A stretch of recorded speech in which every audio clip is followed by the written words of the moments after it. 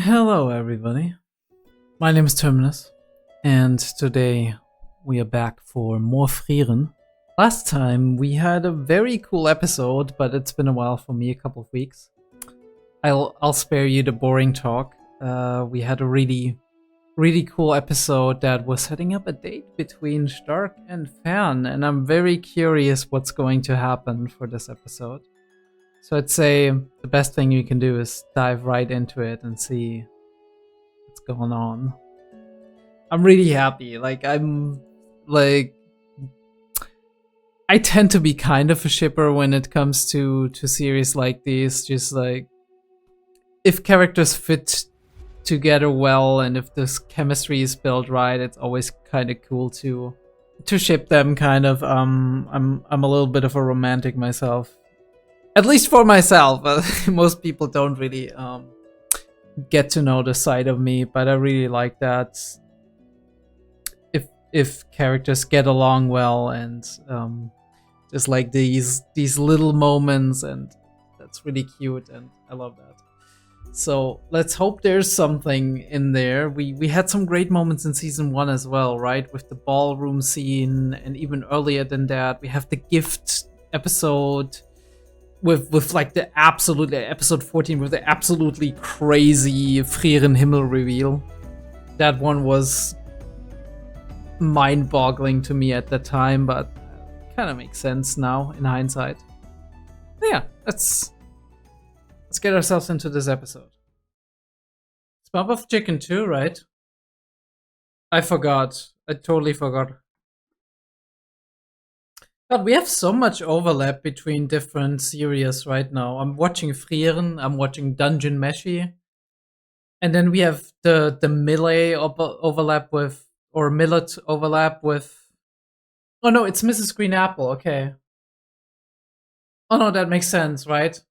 Osama ranking. Yeah. I think. Maybe I'm crazy. Other people's homes. Ooh, we gotta pick out an outfit. I go right side. Left side is too formal. Frieren is like, whatever. Frieren, leave her alone. She wants to do her own hair, not yours.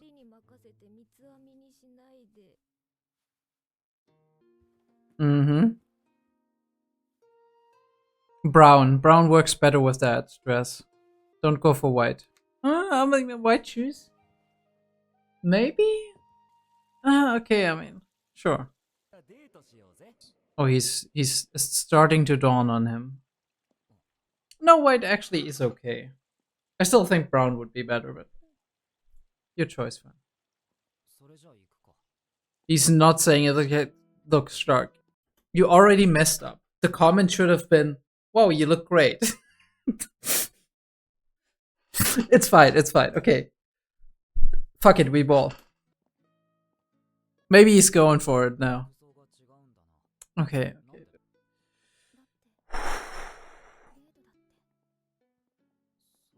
I don't think he knows what that means, Fan. I don't think he knows. Music is beautiful, by the way. He's like, she's pretty cute. I fucking knew it. He's getting nervous, oh no.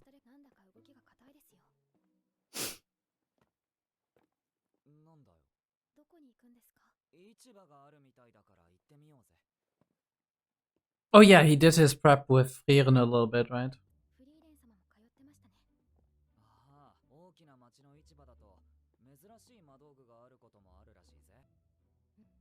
That's Frieren.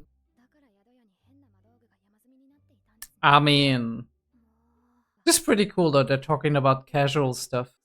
Like, this is how you can. Yeah, it's easier to connect that way. Makes you more relaxed.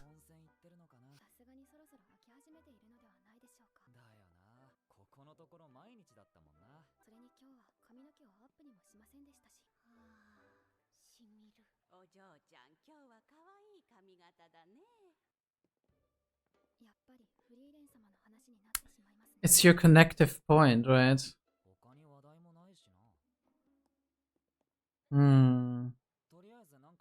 I mean, this is really true to life, not gonna lie. I mean, we all have our interests, but talking about them out of the blue is not always feel organic, I feel. Even though sometimes it's a lot better, I feel.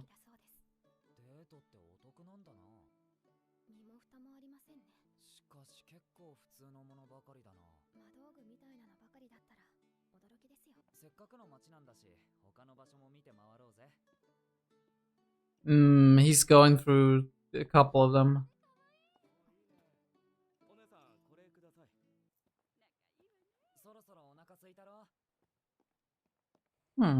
Interesting. He's trying to go by the script. Good reaction time, 𝕥𝕚𝕚𝕐𝕤𝕐.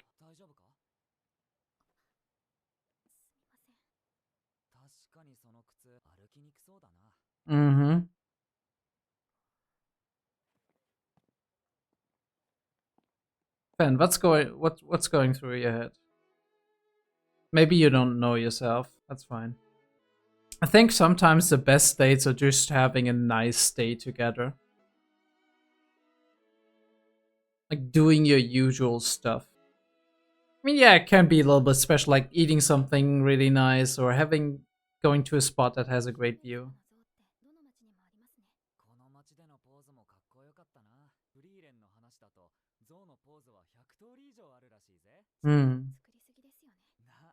I mean, that's 𝕥𝕚𝕚.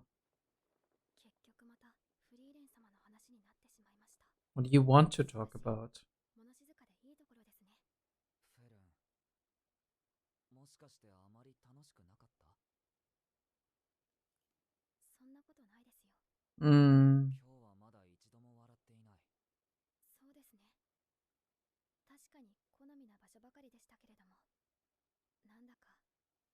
Maybe it was the pressure.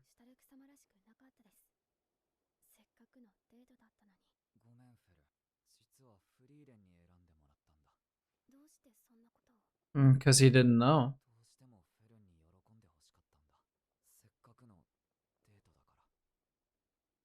I think that's great to be this open.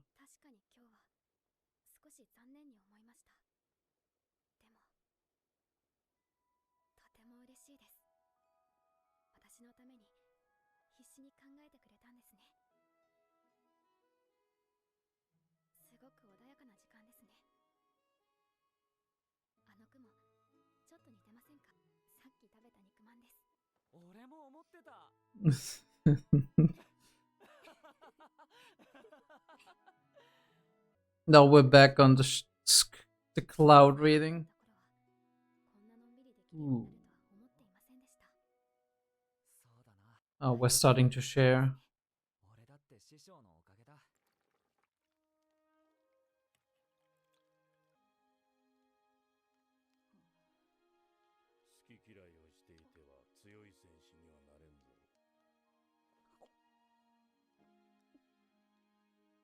How does he eat with this beard? Honestly.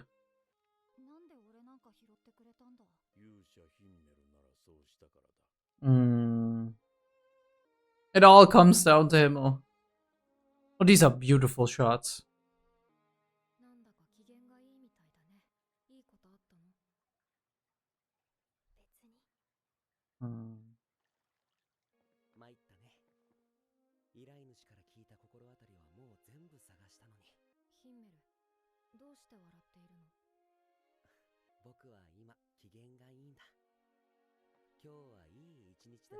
Little adventure with Frieren.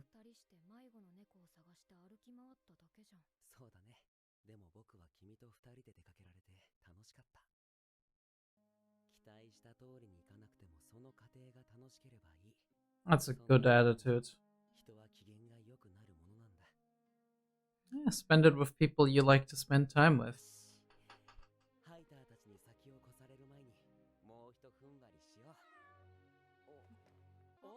There we go.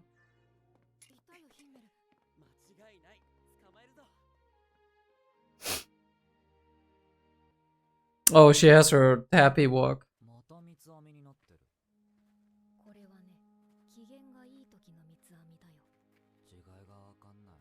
So there's unhappy braids. Oh wait. Nachrichtregion, okay.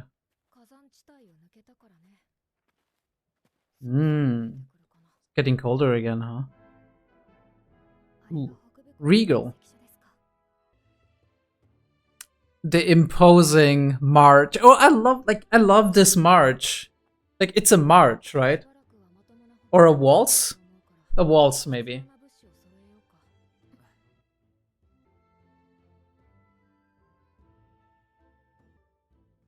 She's pointing at the salad. The merchant is getting the carrots.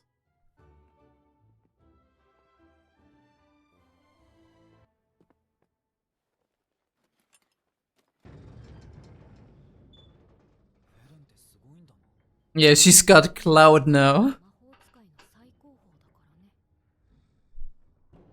Fern's got clout. Holy shit. She's like, excuse me.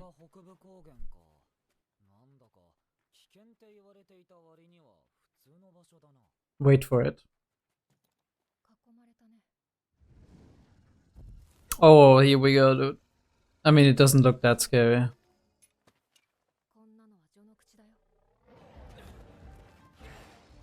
Yeah, I mean, that's fine.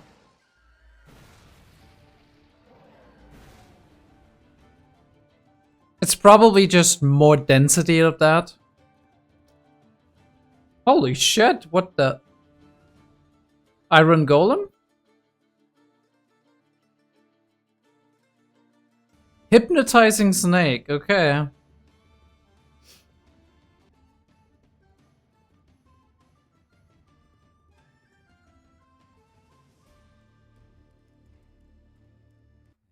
Yeah, he's like, oh, I'm exhausted.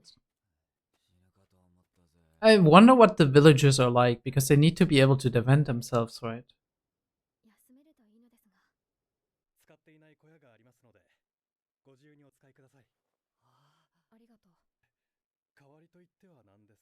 Mm.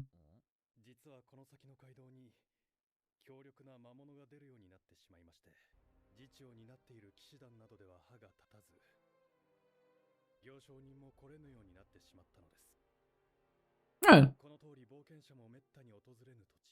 Exterminate.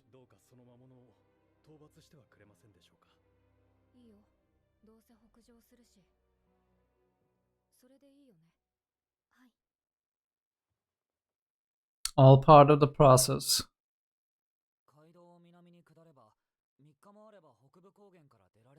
Mm. There is ties. Mm-hmm.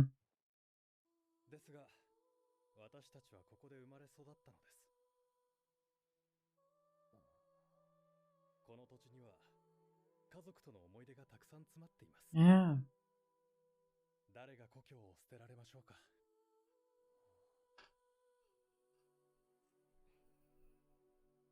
Wonder what Stark thinks about this. Because he technically did abandon his home. Scratch marks. Big ones.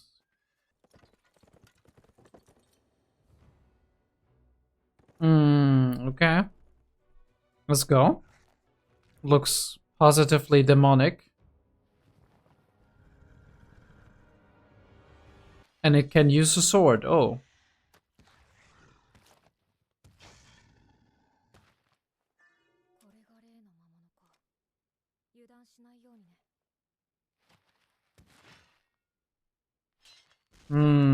Alright. Woo! Let's go! Oh, I love that.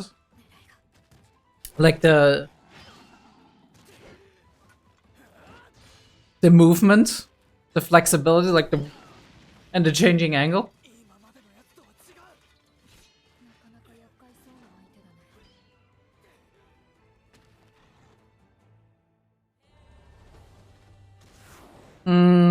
And it can fly too, of course. No, it's just jumping, okay.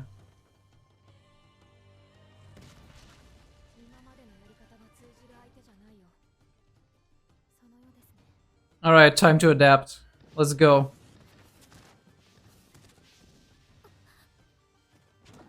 Don't worry. They got you.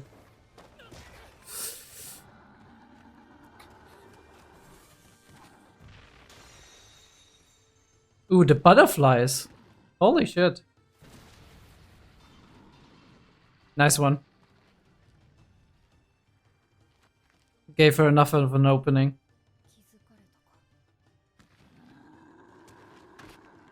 But it's still alive. That is impressive.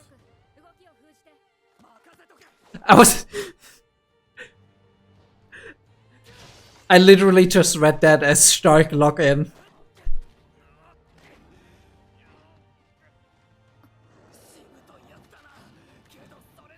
Let's go, Stark.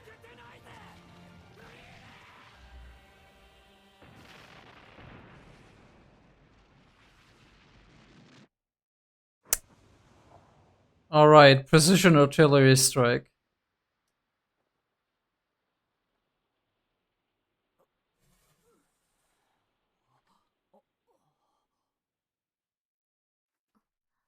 I was kind of worried the blast was going full on him.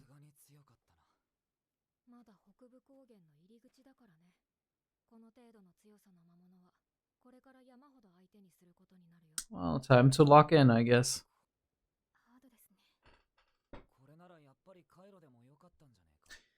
I mean, it's a serious concern, right?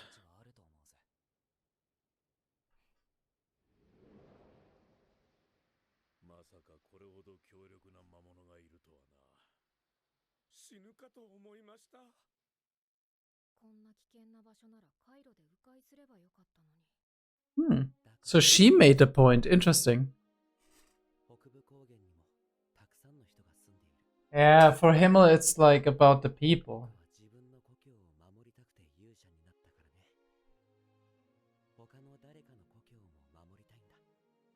Understandable, like 100%.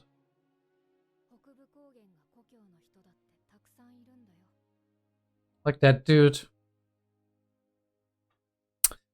Yeah, kind of like the village you protected as well. And your family that's coming from there. That originated there. I still think his brother's probably alive.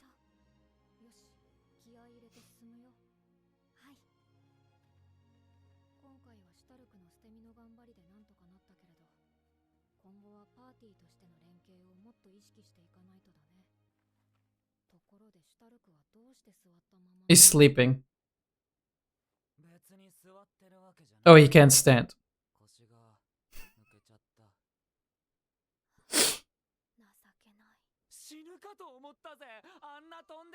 Oh, he's just scared, okay.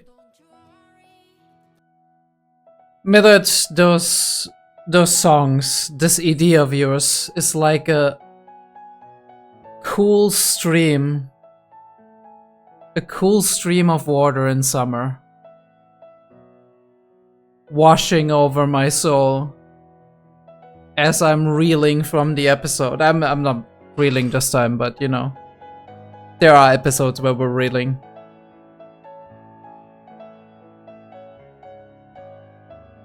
Still wondering what it means, like, that Frieren turns into a bird here. Very curious, very strange indeed. Alright, let's go back. We got two parts of this episode, of course, as always. As always, we have two parts of this episode. But they're like pretty short, so what I really liked this episode is we're kind of focusing on human awkwardness in a way that we've done before, but we're like expanding on that. I do feel like sometimes that's really the case, that it's not easy. It's not easy, right? I mean, we can jump the prep phase. I think it's very funny that Frieren's like, what do you mean? What's the difference? And later on we close it out, like we kind of close the loop by Stark being like, wait, what's the difference between Fen braiding you when she's angry and braiding you when she's in a good mood? Because like he can't tell the difference there. I would have taken the brown one. Maybe I'm stupid. Maybe I don't have a sense of fashion. I just feel like the white one does clash with the dress a little bit. Like, it's not terrible, right? It works, but I feel like the brown one would be better. But maybe I'm just wrong, right? Because it's like she's light skinned, and then the dress is very light and floral and has like these like the flowery touch, and then we have the brown fits better, I think. I don't know. Brown shoes would fit better too, I feel.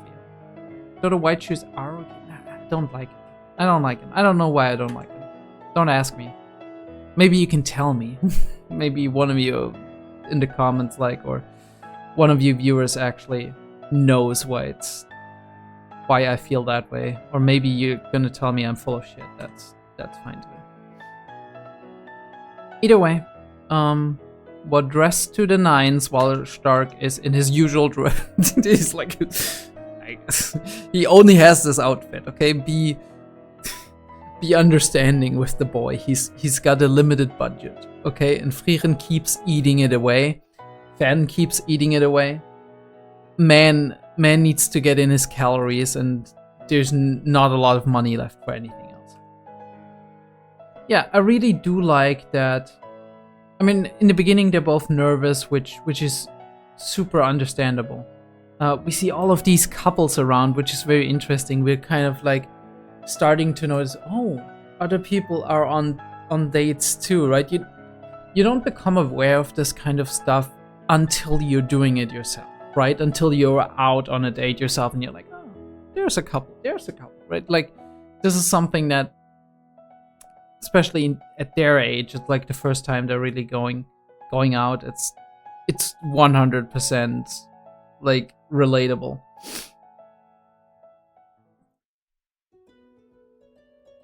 Just like, has you always been this cute? Well, clothes can do a lot, and situation, of course. Like, a situation has certain affordances, certain expectations, certain elements that make it seem that way. It's a very nice touch that she actually, I don't know if she's always wearing it. I'll have to take a look, but it's a very nice touch that she's wearing the bracelet. And then he's starting getting awkward, and this is like full on 100% the case. Like, you're on your first date, you want to make a good impression, and you start getting in your head, and you start to oh no, I need to be natural, right? And what do I talk about, right? Like, the weather is nice. And the interesting thing is, really cool shot through a market stall. The really cool thing about this is, what do we default back to when we don't know what we are supposed to talk about? When we're nervous, when we're kind of trying to get a natural flow of conversation because we're realizing, oh, we've been silent for quite some time. I don't know what to talk about with her, right? So what do you strike up as a conversation? Well, the things you normally strike up, right? If you're at work, you're like, this work problem, like, or this guy, holy shit, I always have to do his work. He's like always messing up, right? Or, oh my god, our boss was terrible today. Or if you're at university, it's like, oh, what do you think about that lecture, right? Like, I actually found it a little bit boring, or like, I found this topic really interesting. It's kind of making conversation to make conversation so it's not awkward. And it often can feel a little bit weird because what you actually want to talk about is personal stuff, right? You want to share part of your reality, of your experience. You want to talk about things you're passionate about. And instead you're talking about the usual stuff that you normally also would talk about when Frieren is present, for example, right? Or when you're on the road. So you don't know, like, you aren't used to be talking about these other things, right? To go that next step. Yeah. This elf's talent for chaos is unmatched. I'm gonna tell you that much. Yeah, see that? Like, these little awkward looks. Yeah. Meanwhile, Frieren is like, I'm enjoying life. Leave me alone. We always end up talking about Miss Frieren. She addresses the elephant in the room and is like, there's nothing else to discuss, and her look to the side. It's like, Right? But he doesn't know. He doesn't know. I mean, it's the same. We're going past the stalls, and then she's like, what did she say? Apparently, couples get a discount. Being on a date has its benefit. You're rather blunt, aren't you? She puts it back. And I think that was a hint, right? She was like, maybe not an intentional one,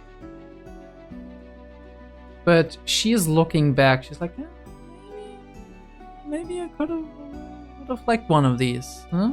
Maybe we could have stayed and you could have bought me something. Because that's the expectation, right? It's not something that needs to be done, in my opinion, either, right? Like, if you're out on a date, you don't need to buy your significant other something, but it's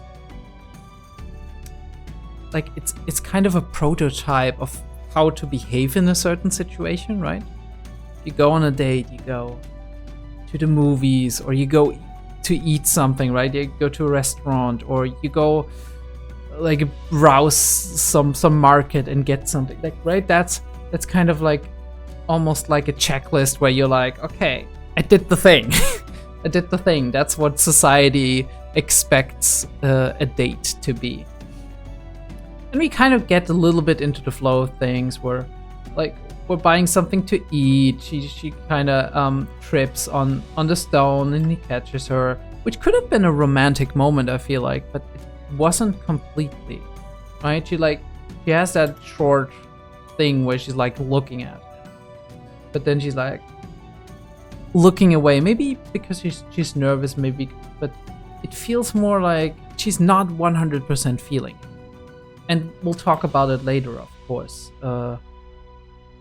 after the eating scenes and a couple of eating scenes, interestingly enough. But yeah, we got this, and then we talk a little bit about Himmel, and then it got to Frieren again, and she's like, we're talking about Frieren again, and he's like, look, I can feel you're not feeling it, right? So didn't you have fun? And she's like, it's not like that, right? Like, I enjoy spending time with you. It just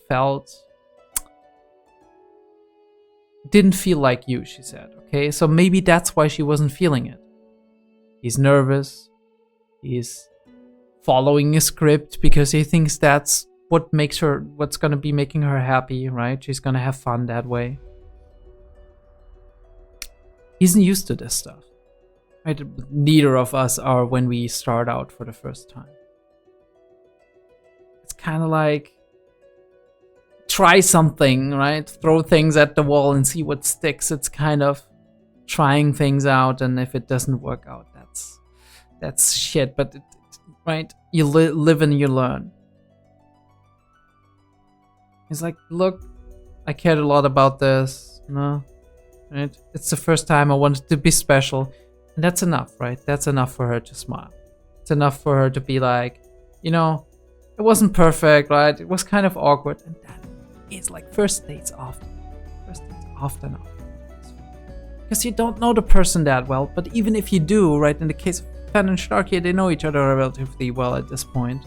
It's to a degree, right? Like, they've known each other a couple of years. And they spent basically every day together. But even then, it can be. Because it's a new situation, it's a new context. Different situations, different contexts define how you act. They define certain social roles, expectations that are supposed to be fulfilled, at least in general. They put you into a different mindset as well. Becoming more aware of another person as somebody romantic, right? Somebody who could be your significant other. That changes things, right? That puts a lot of pressure on you as well if it's the first time you're really starting to have these feelings. You're starting to see these people, to see this person in that kind of light. So but that's nice. They stayed for the sunset, and this is like the moment where it becomes organic for me. It's like, oh wait, Stark used to love that, right? Like, oh, that cloud looks like boobs. That cloud looks like it. Of course, it was childish, and she thought it was childish when she observed it in season 1. But we have a point of connection, and she's like, oh, wait. This cloud kind of looks like the stuff we were eating, like the big bun we were eating earlier. And she just points it out. It's just like a thought. And this is like this little moment between them. And he was like, wait, I was thinking the same thing. And then they both kind of laugh. And that is the moment the ice breaks. And then we can share, right? Then we start with vulnerability. It's like, well, this is nice, relaxing like this, just having a quiet moment. Very thankful to Heiter that this is what I can do now, because I used to be an orphan, right? Like, just like survive. No parents to speak of anymore because they died. And Stark is similar, right? Like, its entire village got destroyed, and they have like that, they share that because Heiter was her de facto parent, but also master, in a way, in the beginning. Although Frieren took that over pretty quickly. So he was more of a father, I think. And Stark was... like, Stark also had only Eisen as a de facto parent.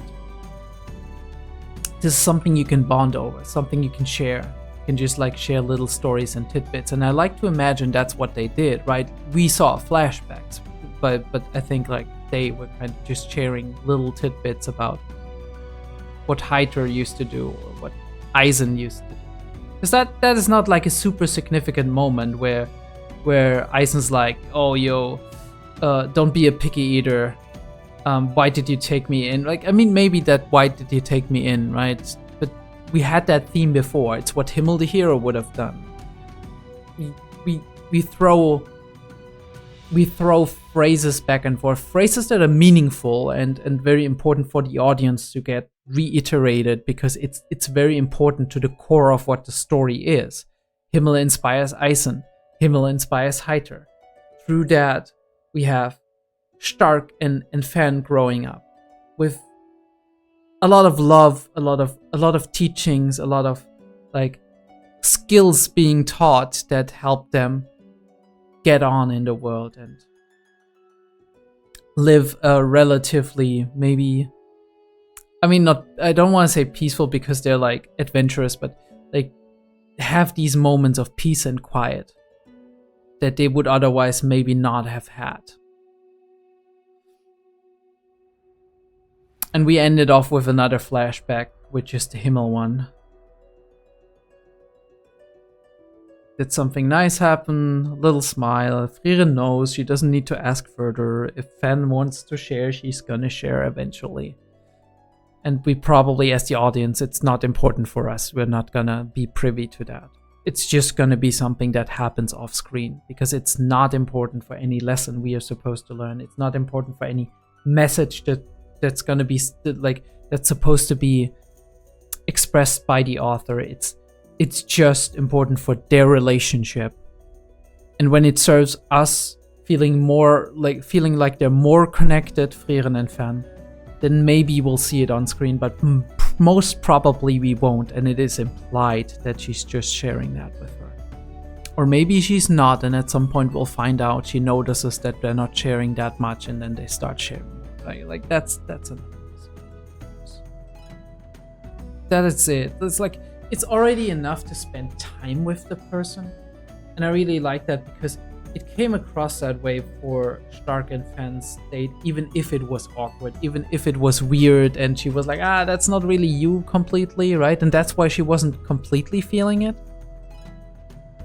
But she could have gone at any moment, or they could have ended the date, but they didn't want to date. They enjoy spending time with each other. And it's the same here. Enjoy the process. Just be there. Like, the most weird and awkward moments happen when you just like spend some time. Right? You go on a walk and something happens. And you're like, what the fuck? You remember that time when we, right? It's just how it happens.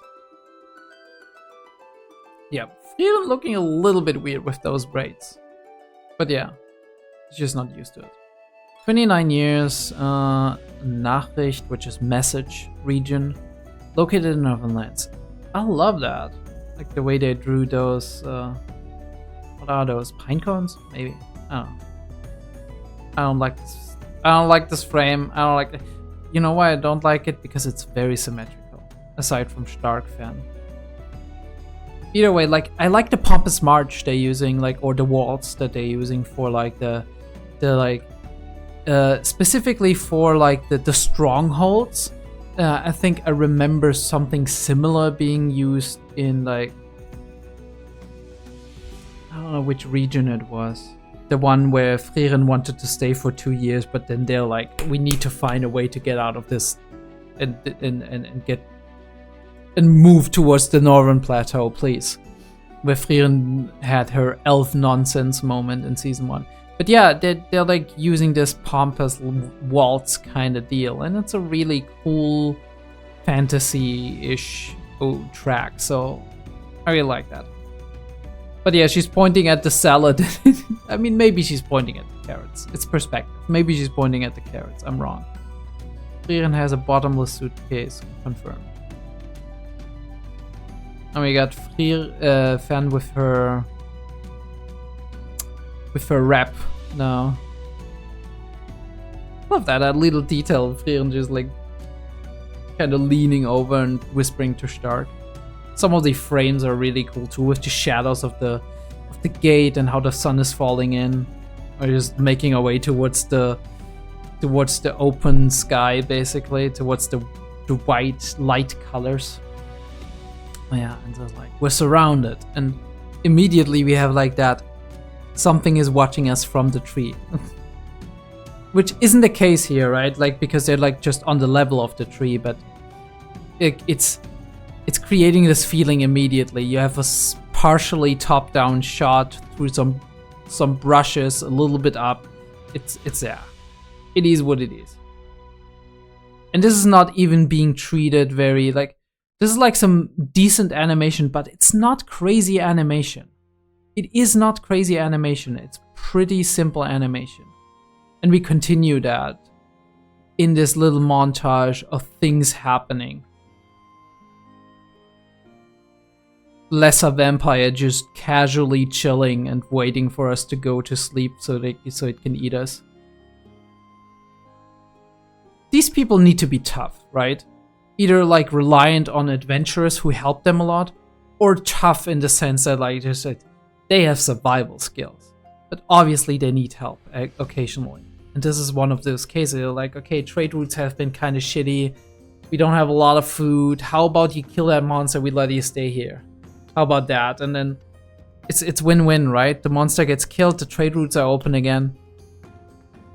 They get their food. They get their supplies. And Frieren and Fan and Stark, they can have somewhere to sleep.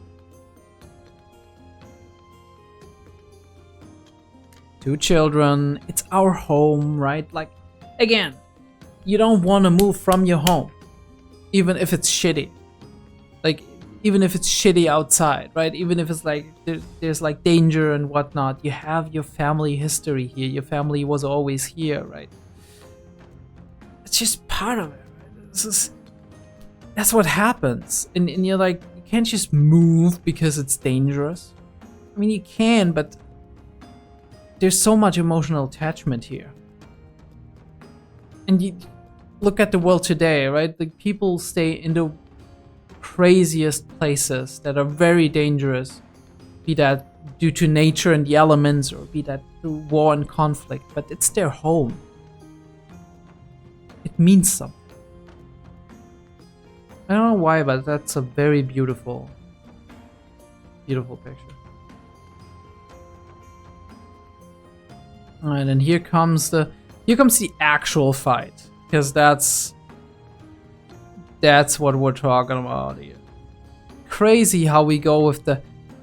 I really like how they're going with very realistic attacks, because this is a very realistic like stabbing motion for a sword.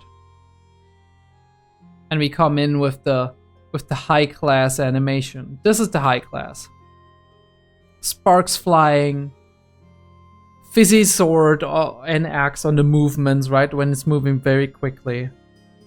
This is signature Frieren animation. And we need to do more than actually have like 2 or 3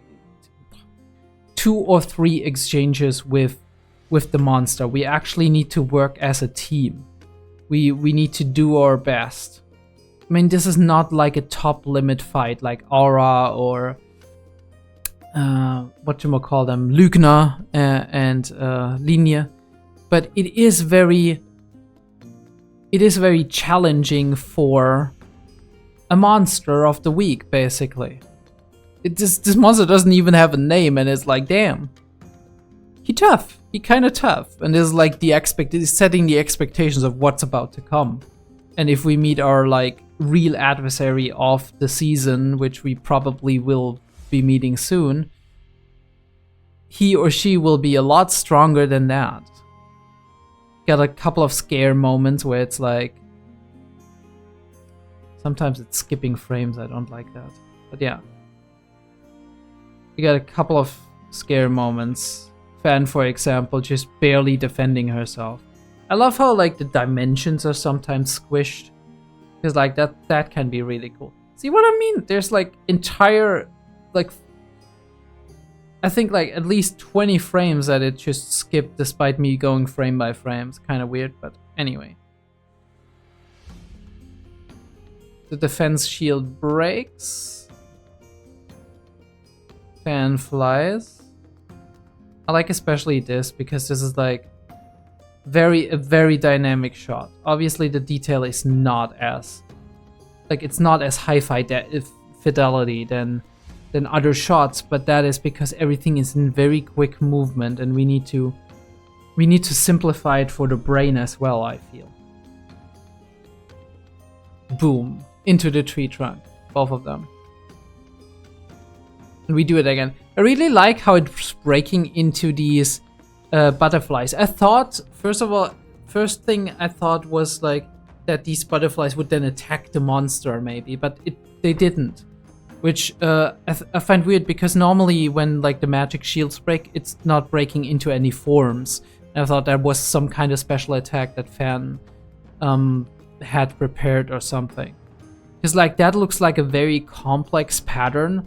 And from what we know about magic, it's very like the more complex the pattern of the shields, the harder it is to maintain, actually. But yeah, Frieren gets the shot. It isn't dead, which is crazy. Stark has to wrangle it, which is fantastic, right? Strike through, and then he's just like going in. He's like, I'm strong too. Here you go. Really nice keyframe.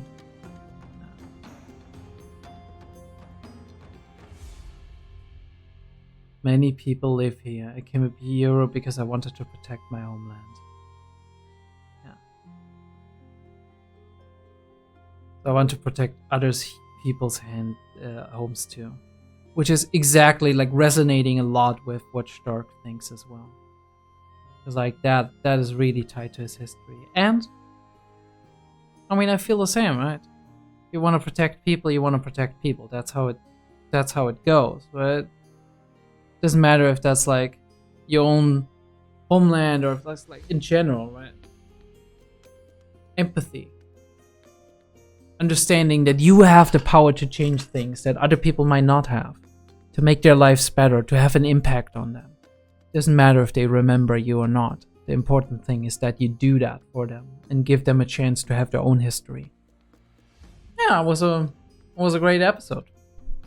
Really liked that one. Maybe we're going into episode 5, but in the meantime, if you like this video, do leave me a like, subscribe to the channel. I would really appreciate it.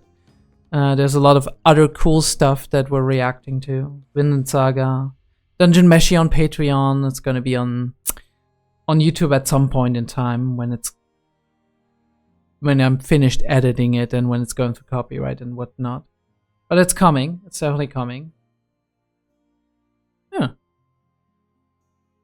Other than that, I hope you enjoyed that. Und I'll see you next time.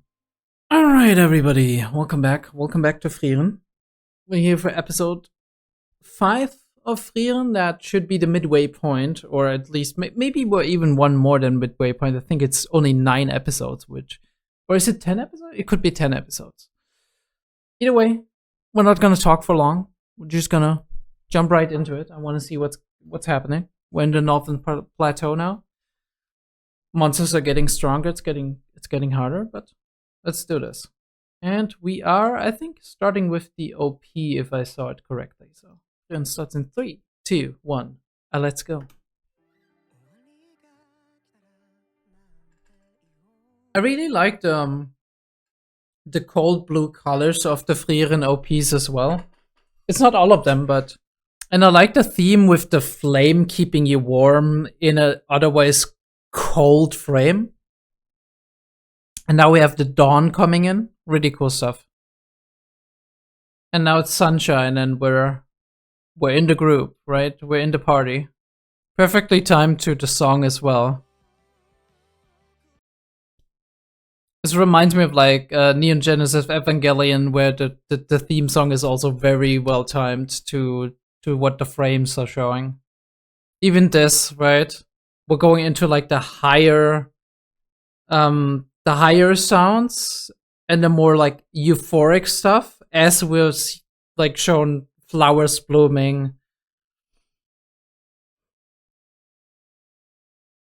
Also really cool how we're collecting all these petals of the flowers.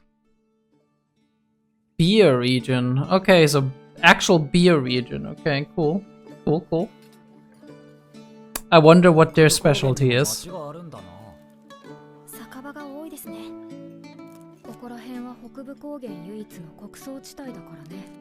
Grain producing, that's...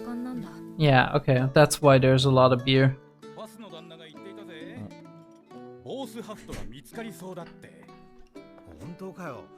Boshaft? One of the 7 sages. Oh no, okay.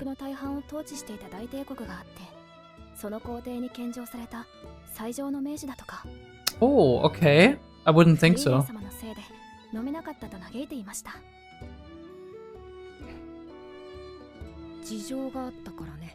Boshaft sound like... Boshaft is mean, right? Mean-spirited.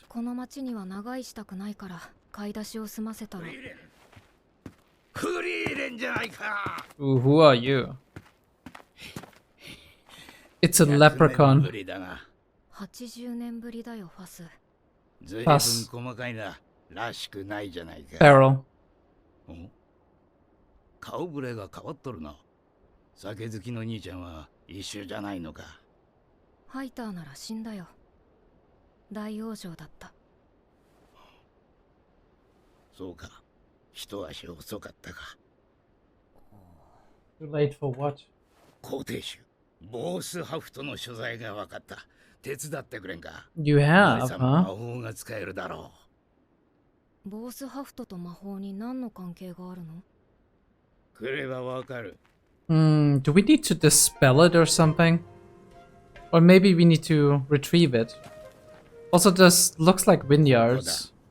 これは行動ですか？わしが一人で掘ったんだ。ドワーフといえば甲府を思い浮かべるかもしれんが。But わしは町育ちでな、一から勉強したんだ。これも最上の名手のためよ。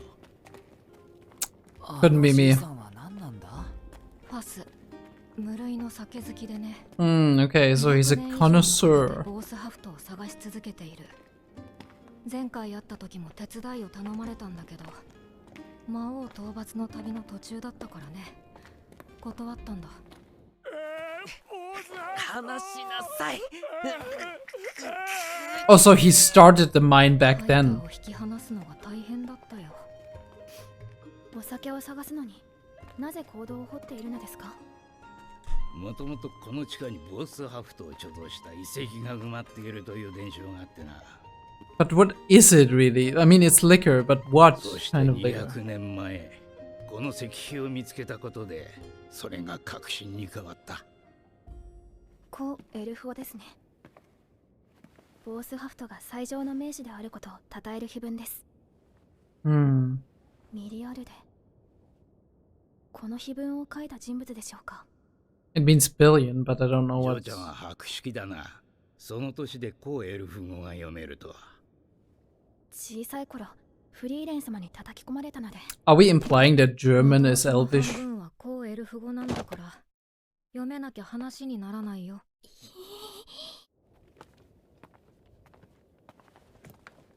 やっぱりミリアルデか。Oh, or is it? ここの碑文からボースハフトに捧げたわしの人生が始まったんだ。そしてそれはもう目と鼻の先にある。遺跡が見つかったの？ああ、遺跡まではたどり着けた。見た通り石室の扉が開かん。Oh, so this is why we need magic. な結界が張られていてな。だがお前さんなら破れるはずだ。無理だね。I was about to say just like I can't. 解除に時間がかかるんだよ。あの子たちはそれを嫌がる。その分報酬を出す。魔導書。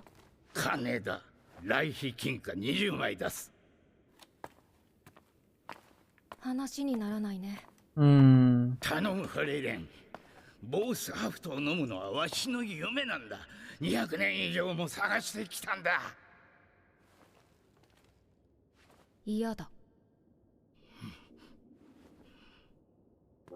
フリーレン様、手伝ってもいいんじゃないですか？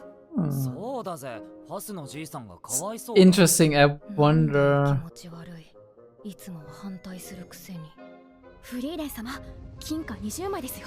ロギンです。大金だぜ。しばらくは生活に困らないぞ。でもこれ解除するのに3ヶ月はかかりそうだけど。短いじゃないですか。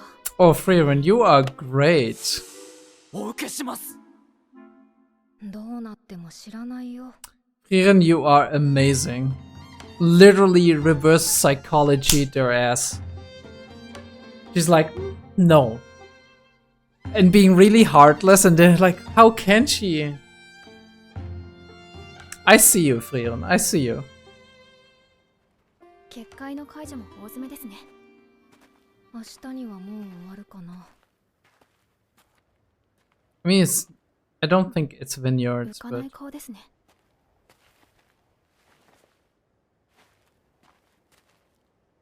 そうだね。ボースハフトはね、美味しくないんだ。how do you 人生を know? かけるほど価値があるものじゃない。でも碑文には。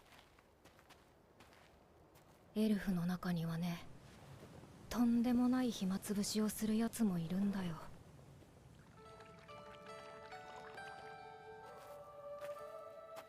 Not Serie, I guess. Ooh, new elf! New elf unlocked! ミリアルではいつも何もしない。 So it's her name, Milyade. 私たちエルフは長い人生の中で何かを探求することが多い。なぜだと思う？なんで？私みたいにならないためよ。ねえフリーレン、人生をかけて探したものが何の価値もないゴミだった時のことを想像できる？全然。それって何の話？私の話。遠い昔の。やっぱりまずいわね、このお酒。ボースハフト、即意識の時に配られた最低の安酒だね。私、この里に来る前に暇つぶしに碑文を彫ったの。ボースハフトは最上の名手であるって。それに何の意味があるの？意味なんて何もないわ。What's there though? First of all, いよいよだな。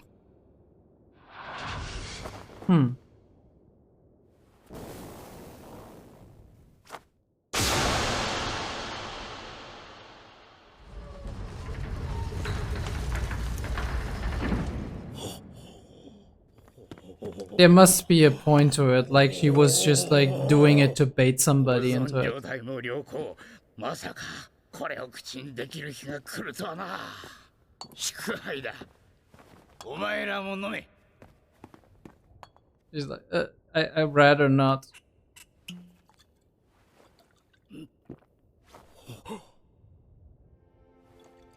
これは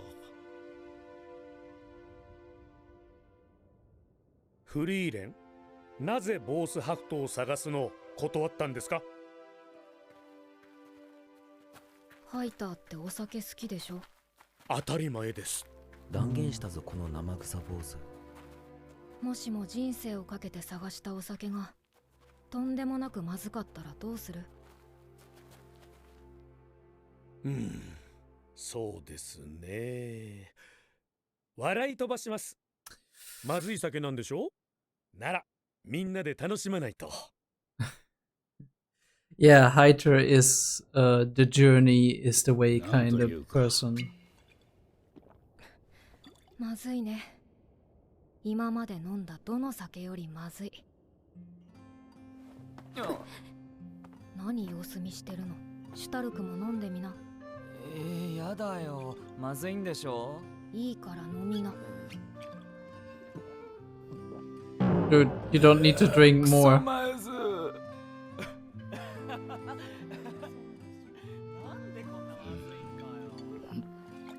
本当にまずいな。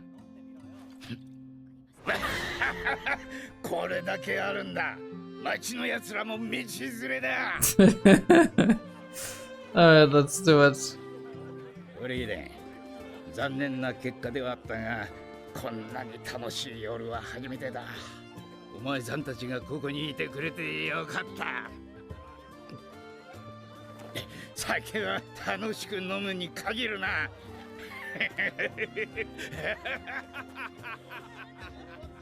It's not the liquor, it's the company, okay?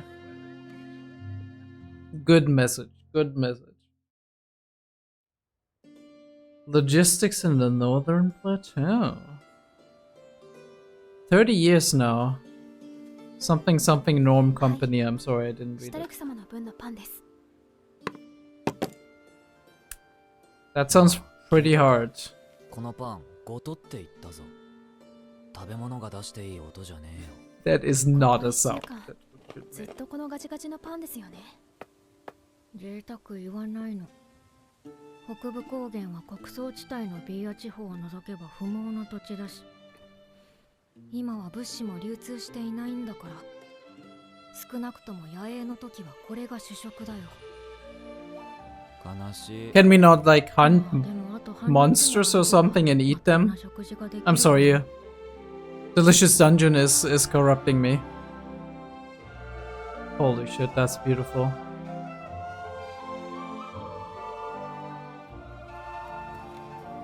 Oh, I want to go there. 立派な城塞としたな。ノルム商会の所領だよ。中心にあるのはその本部だ。Norm ビア Company. 地方の小麦を中心に様々な物資を扱っていて、北部高原に点在する集落に物資を行き渡らせるだけの流通網と軍事力を持っている武装商会だ。国家の手が及ばない北部高原の人類圏の事実上の支配勢力だね。でもフリーレン様、hard-boiled merchants. それなんだよね。事情はわからないけど、時が経てばいろいろ変わる。もうノルム商会に前ほどの力はないのかもね。Yeah, I mean there might be problems. 高原では強い影響力を持っていることには変わりないだろうから、波風は立てないようにしないとね。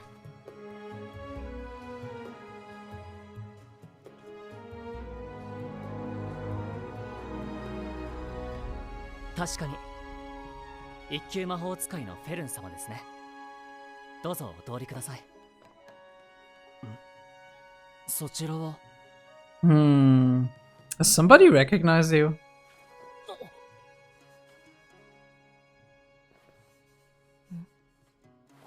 少々お待ちを。 Or is she like just banned because Seri is like, I got connections? Oh. Wait. Why is she wanted? What the hell? 小会長のノルムです。勇者一行の魔法使いフリーレン様。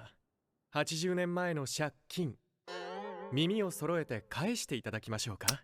Holy shit, Frieren is フ in リーレ debt. ン様、借金なんてしていたんですか？ちょっとね。マジかよ。でも返すのはいつでもいいって。書面上ではそうなっておりません。口約束はいけませんな。先々代はそこらあたりが甘かったようですが、私はそうはいきません。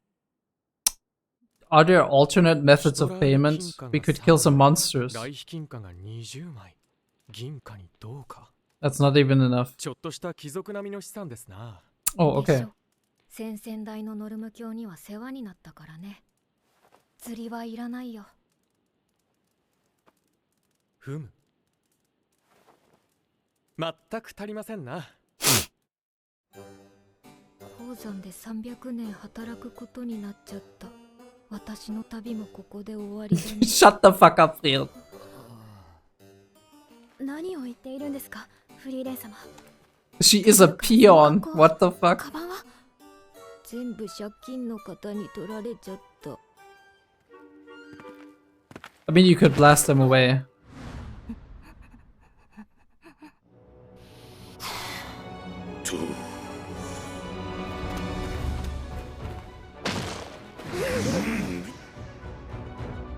What is this scenario? シュタルク、元気でね。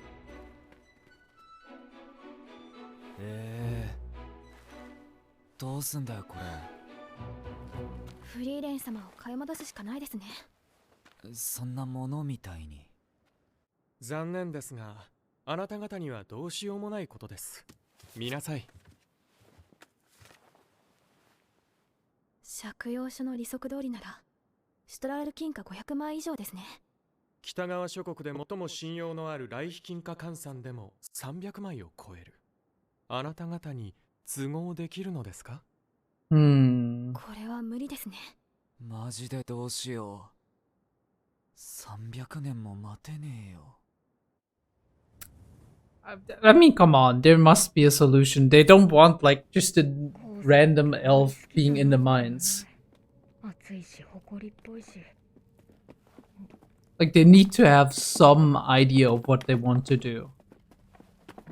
Like some idea of interest, proper interest. 小会長から話は聞いております。フリーレン様。All right. そう。じゃあ始めようか。All right. It's just all right. Let's go.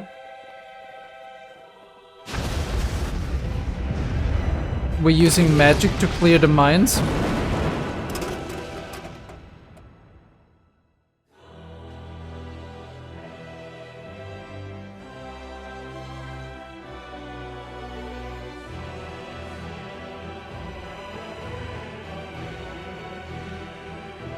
What are we doing?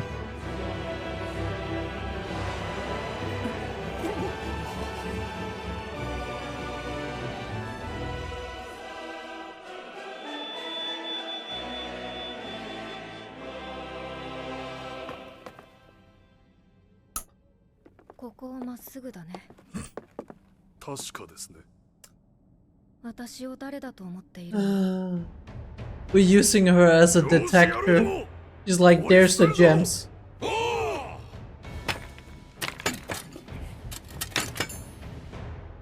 And this is his profit. Okay, this is like what he wants to profit from.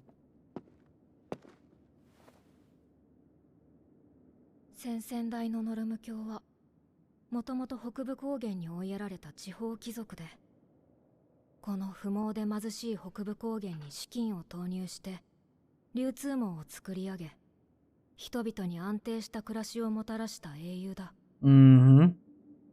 当時何の期待もされていなかった私たち勇者一行に無期限で資金提供したのもノルム教。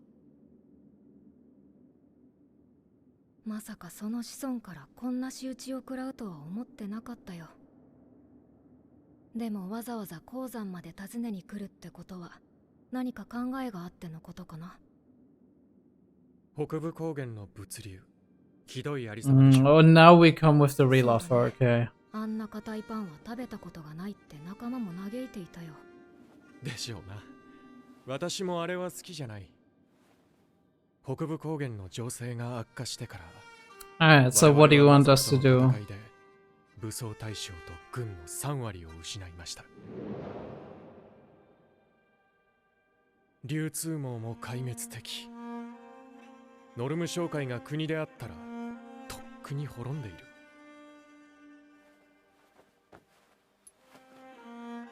しかし我々は商会です。資金さえあればいくらでも立て直せる。あなたがこの領地に訪れた時、女神様の導きだと思いましたよ。紙切れ同然だった勇者一行の借用書に大きな価値が生まれた。この鉱山は開発中のものです。銀行が見つかれば莫大な利益が出る。勇者一行の借金など帳消しにして有り余るほどの。フリーレン様ならそれを見つけるのも容易なはずです。なるほど。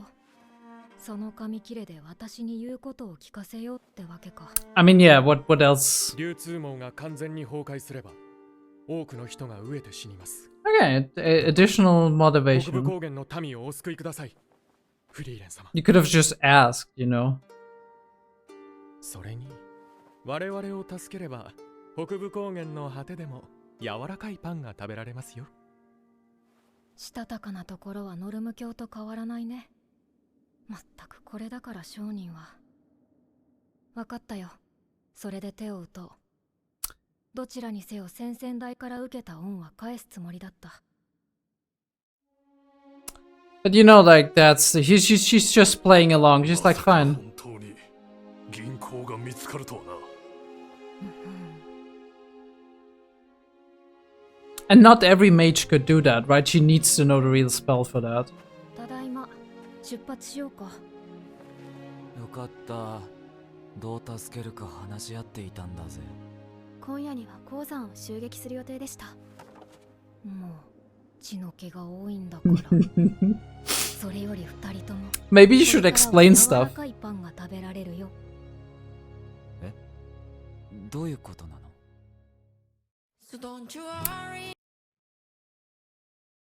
Don't need to know that. Alright. What do you think about this episode?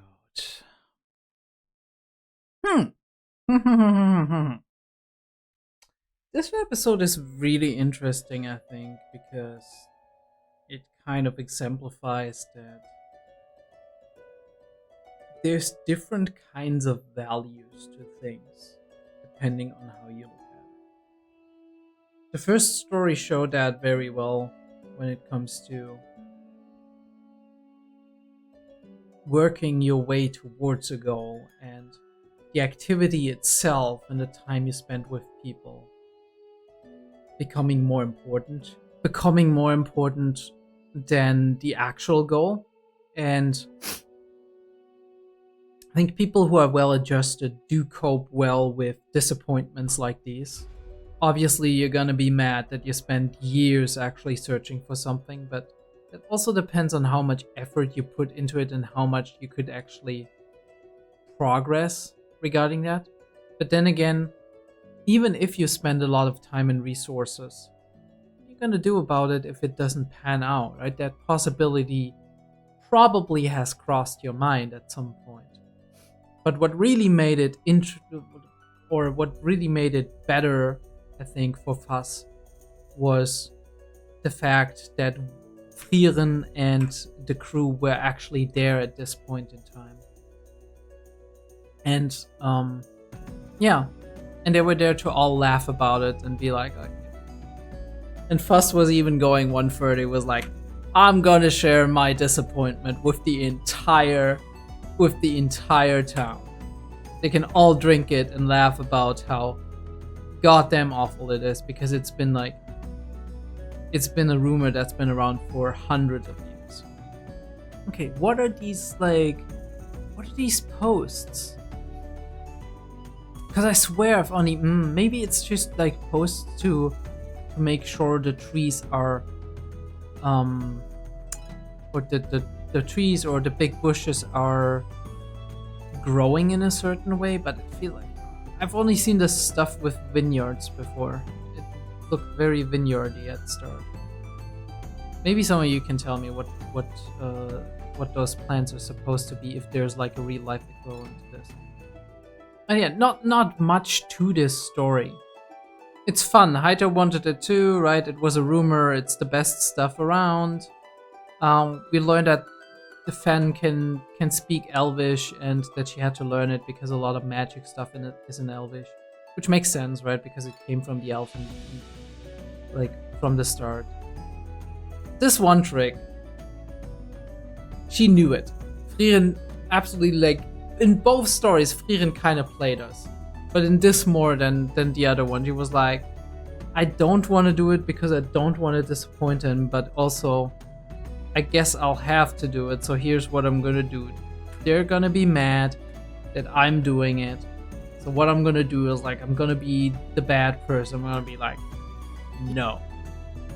And they're gonna be like, how cool, can you not do it, right? It's his wish, it's his dream. And then they're the ones convincing me, and I don't need convincing. I'm fine. 3 months are nothing for me. Like, as long as you're okay with it. Don't regret it afterwards. But that's how she did it. She literally did it like that. Look at those cute little easily manipulated kiddos. But yeah, we're doing the usual. We're figuring out magic. We're getting stuff. You don't look very pleased. I guess not. It doesn't taste good. Like, she reveals it. She's like, you know. And she's like, could you imagine the thing you spend your life searching for turning out to be worthless garbage? And this is her past, apparently. Before coming to this village, I carved an inscription to pass the time. It says, "Both is the greatest liquor to have ever existed." He's like, why would you do that? What's the point of that? There was no point at all. There was no point, but there was, right? You're doing the same thing Fuss does later. You're like, I'm roping everybody into my experience. Not the same, right? But like, I had an experience that was really disappointing. I was spending my life searching for something, and it turned out to be crap. Now I'm gonna do the same. Like, even if you do it subconsciously, you're doing the same to other people. You're like, look, this is how it feels. I'm giving you a goal, and you strive for that goal, and at some point maybe you're gonna figure it out, and then it's gonna be like, well, that's disappointing. But reality often is, isn't it? I think the good thing is, like, she doesn't, like, this is her coping, right? She's depressed, she's like, damn, this is, but she's still dealing with it. She's processing that disappointment in her past. And as like a little prank of her. So I said, like, it's just a prank, bro. Right? Getting some people to waste half of their life to get this liquor, and then it turns out to be shit. What Fuss has been doing, it was really healthy, right? Like, it's been like, okay, what the fuck, dude? And then we laugh about it, and we had a nice fun night, just like drinking some liquor, having some company. I love how clear this blue water is, and how the way they draw water is beautiful.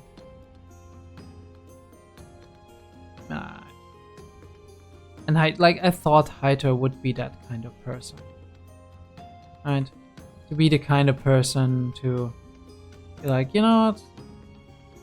That's just how it is. I guess bad liquor. We gotta all drink it now, and that's what we did. Nice little festival here. That's how you do it.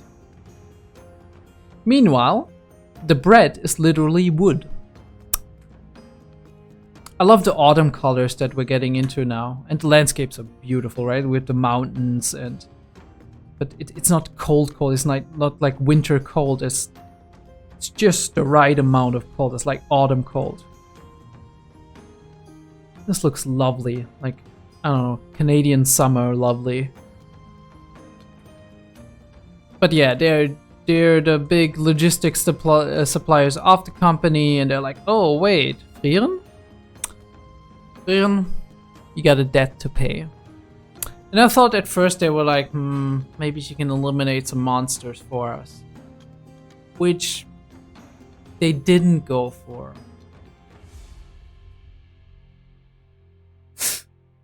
Typical Frieren, she's like, kind of. Like, yeah, you're as rich as a noble, that's not nearly gonna cut it.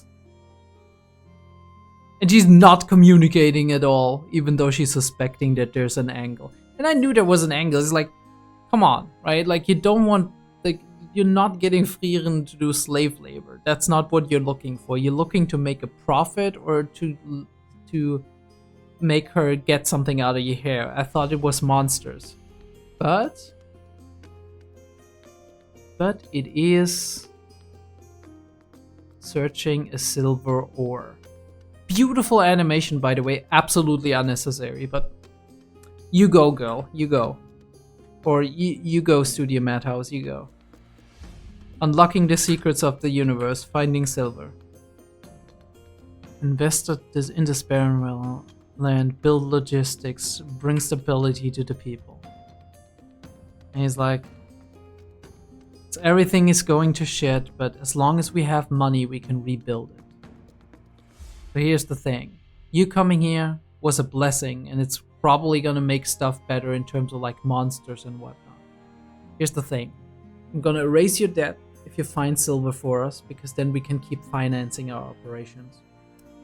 And I want to do that, right? Like passion project kind of style. And he's making that clear that he wants, like, he could make an easy profit somewhere like in the southern regions. It wouldn't need to be in the northern plateaus. But he's like, I want to keep doing my thing, but we need to finance. And he's like, no debt. And you get some good bread.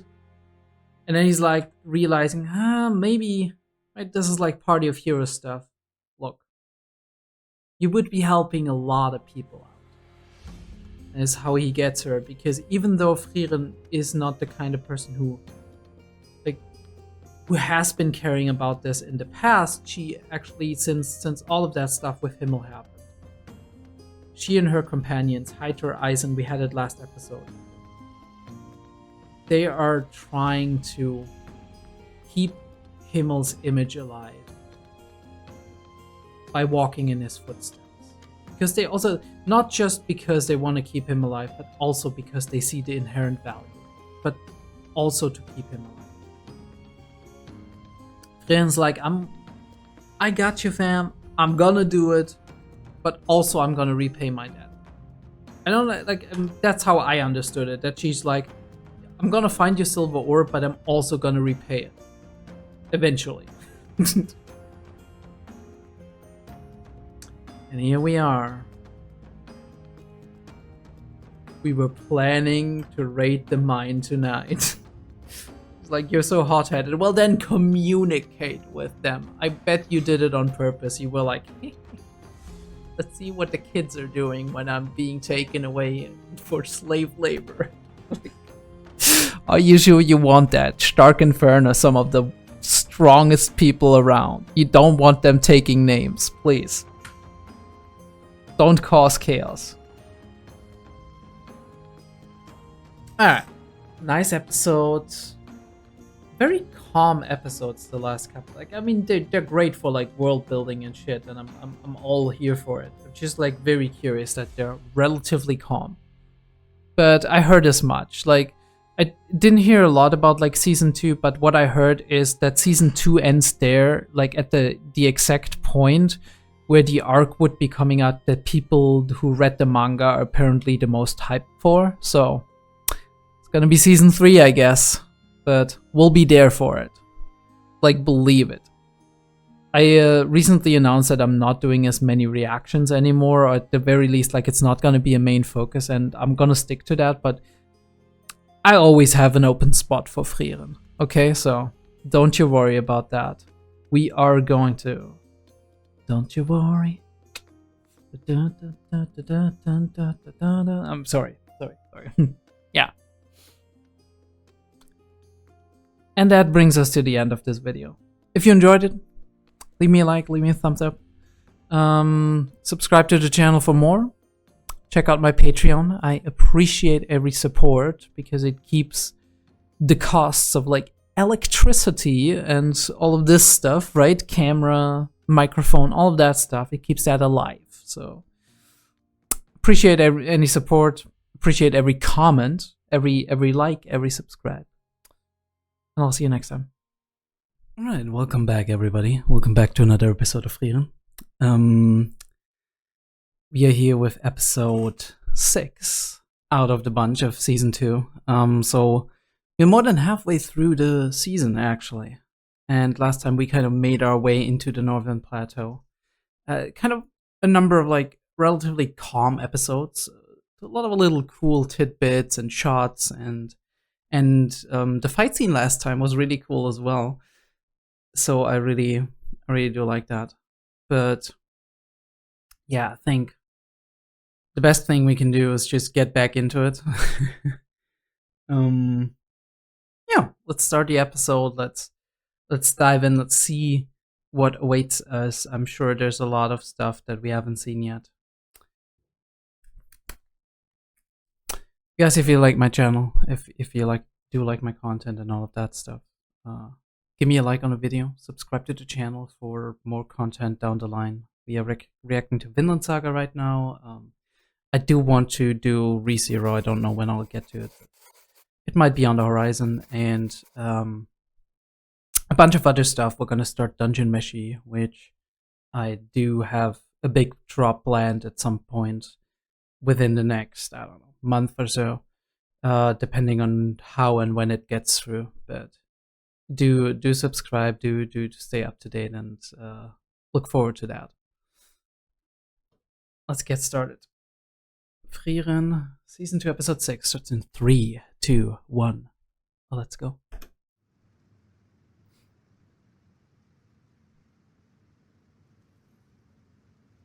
That is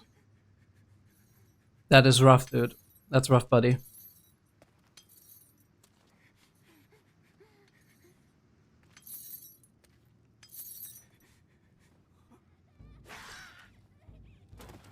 Damn.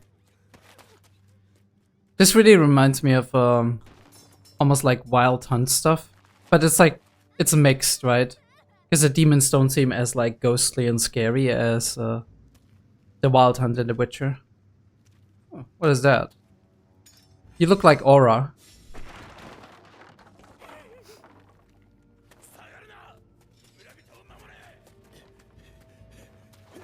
The wobbling sword. Okay.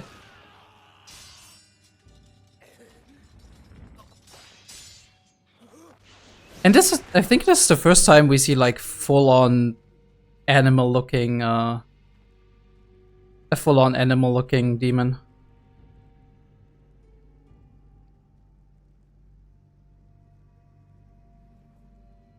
You're gonna get got.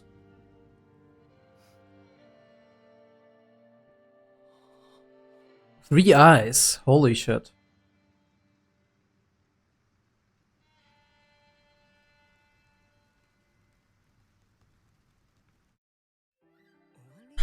What a starter. Holy fuck. Cold open of devastation. Every Frieren season, or every Frieren core, seems to have a unique vibe in terms of how we get put into this mood, right? It really leads us in with the OP, giving us kind of a foreshadowing of how the mood is gonna be and what the general theme of the arc, or maybe just like the general core, is gonna be. In that way, I feel like every OP had its own vibe, and yet they're thematically connected.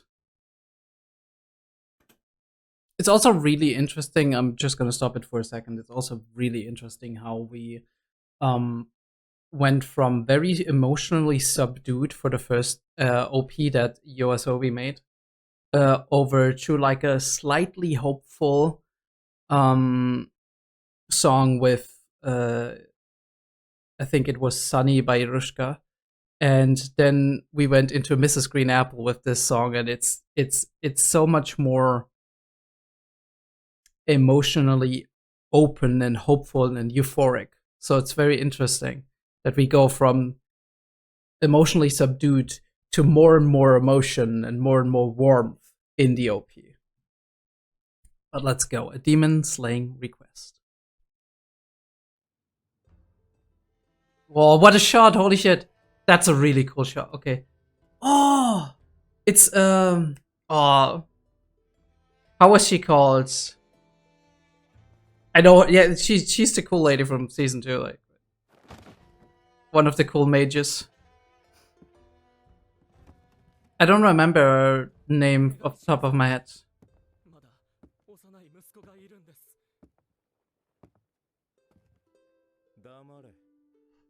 Oh, I know your name too.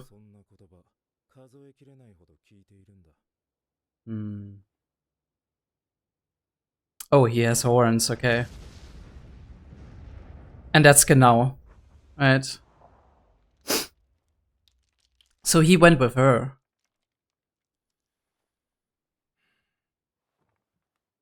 If only I remembered her name.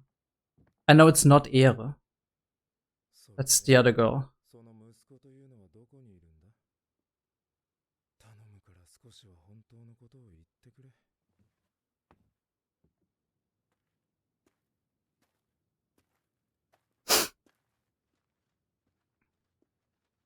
Not Laufen, that's the red-haired girl. Again, a great shot. Like through the rubble.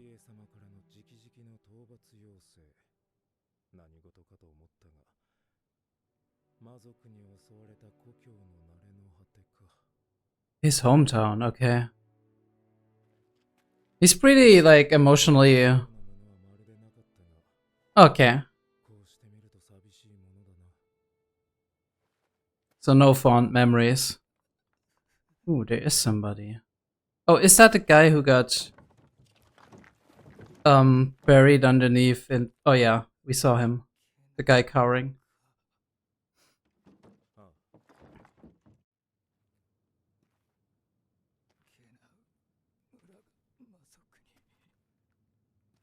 Yeah, you can see that.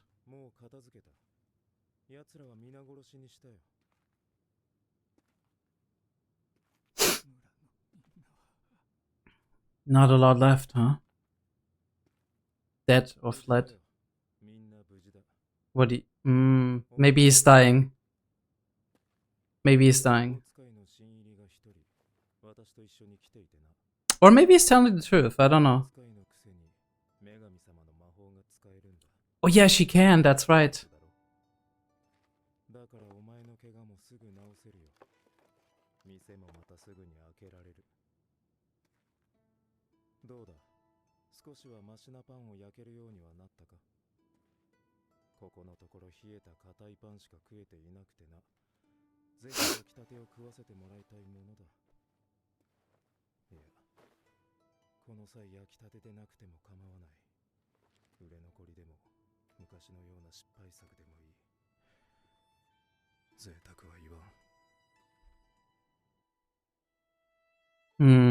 Yeah. He did lie. Resurrection magic is not a thing in this world. Oh, I love this. I love the shots, I love the atmosphere.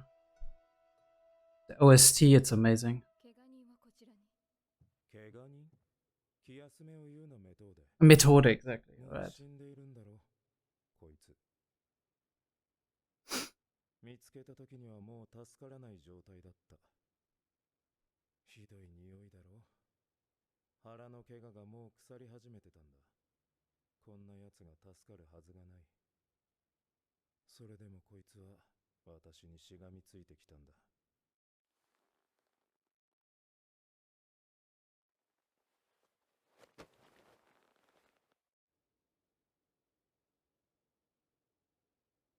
Rest in peace, dude. こいつはパン屋の息子だった。子供の頃はよく一緒に遊んでいたな。親父さんが亡くなって These outfits are fire, by the way. こいつの焼くパンはあまりうまくなかった。もう食えないんだな。There's like 一緒だ。こいつも寂しくない。a solemnness in his voice anyway. 私たちではなく、こいつらなんだろうな。この村の奴らは私たちと違って、戦いの道を選んだわけじゃない。Hmm.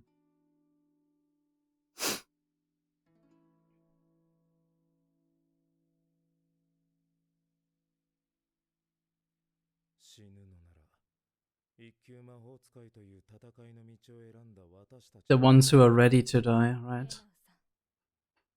But that's exactly why they can't. ノルム騎士団の要請が北部支部に届いた頃には、村はもう滅んでいました。Mm-hmm. ゲナウさんに責任はありません。村をもう一回り見てくる。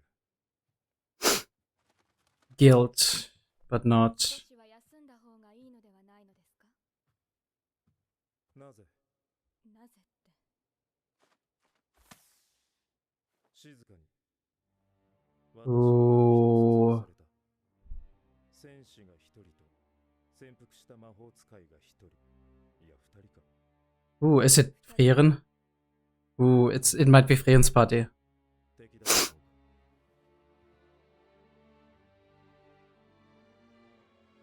Oh, she sees them. 多分これは。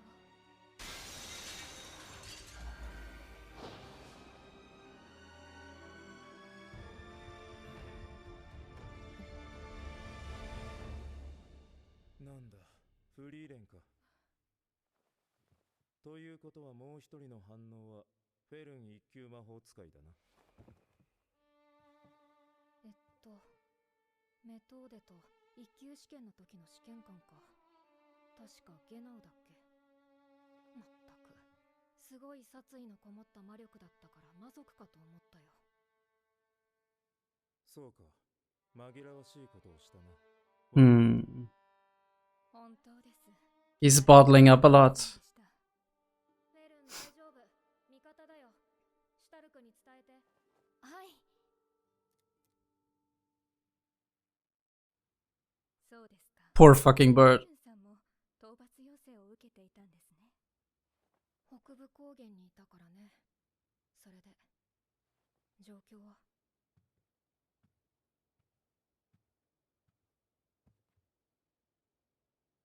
Oh, they never interacted, right?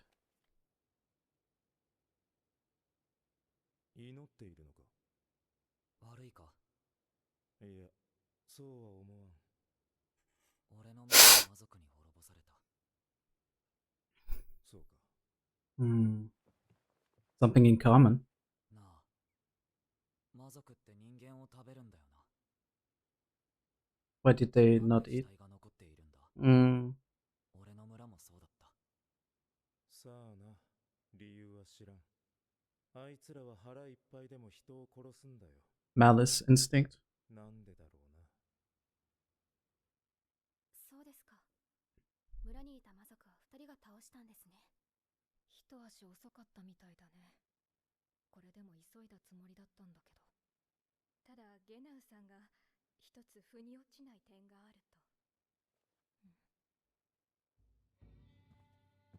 A loose end, you say? 村に駐留していたノルム騎士団だ。ノルム騎士団。ノルム商海寮にもいたでしょ。商海が保有する軍事 Ooh, okay, so they're part of the trading company. 随分少人数なんですね。村落の駐留部隊なんてこんなものだ。それでも彼らはこの村には持っていないほどの精鋭だったよ。隊長はこの男だった。長年村を守り続けてきた英傑だ。A big attack, so. 驚いた。この人シュタルクよりはるかに強いね。そりゃ俺と比べたらそうでしょ。 Shut up, Stark. 死因は剣士魔法の結果、彼らの死因は剣による斬撃で全員即死です。村にいた魔族たちは彼らの足元にも及ばない雑魚ばかりだった。 There's somebody out there. Mm-hmm. Maybe a big honcho. We can hunt. そう。それじゃあ手伝えることはまだありそうだね。一緒にそいつに人類の恐ろしさを教えてあげよう。Frieren. Holy shit. You're scaring me.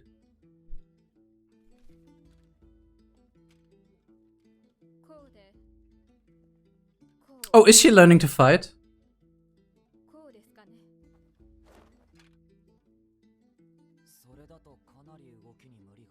Okay.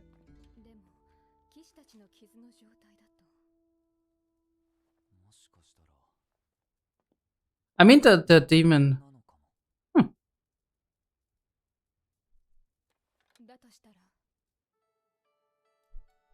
Okay, they're reconstructing it. Cool.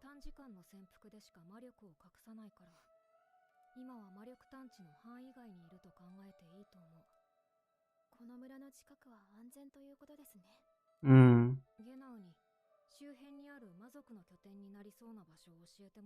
He knows the lay of the land, right?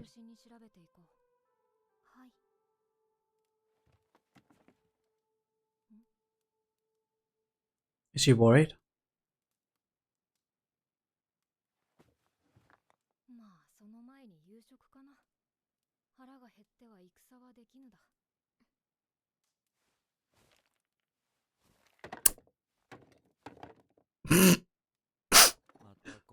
Holy shit. It's like...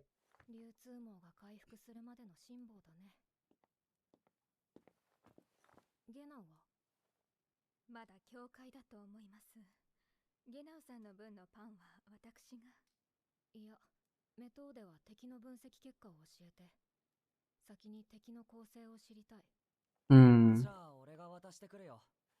Oh, more time to talk.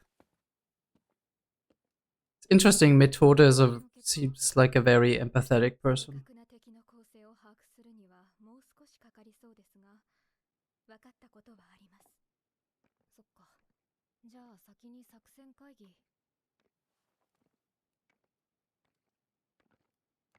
Holy shit, it's literal logs.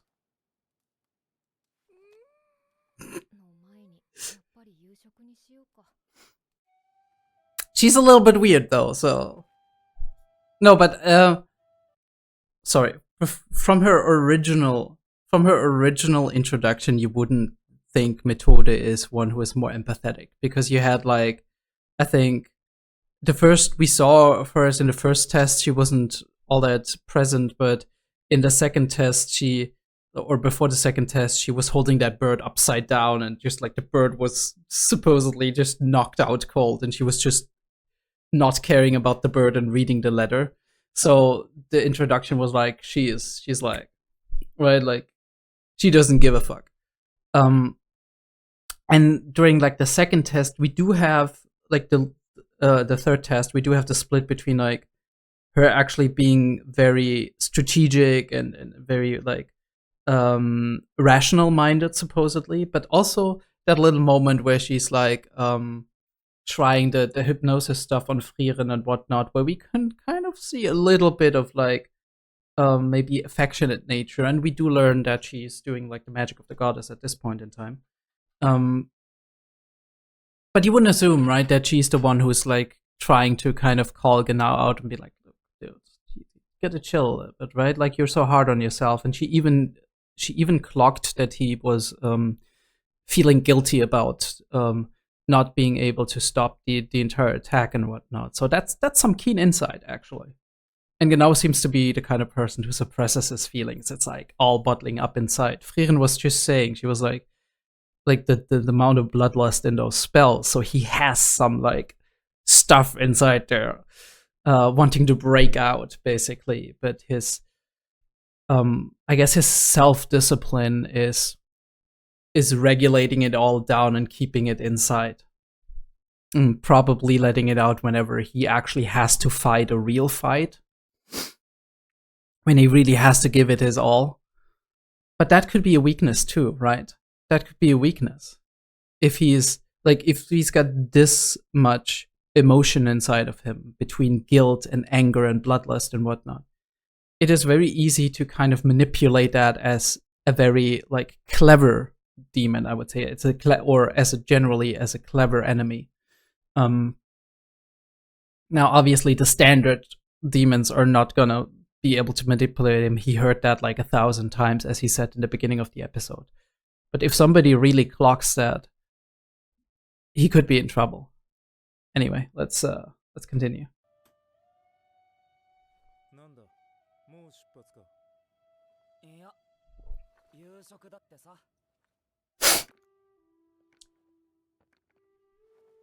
I can't with these lock sounds.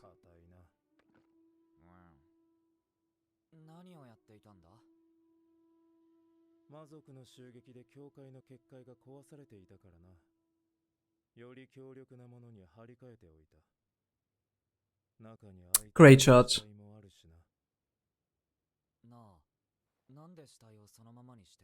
I mean, they're dead.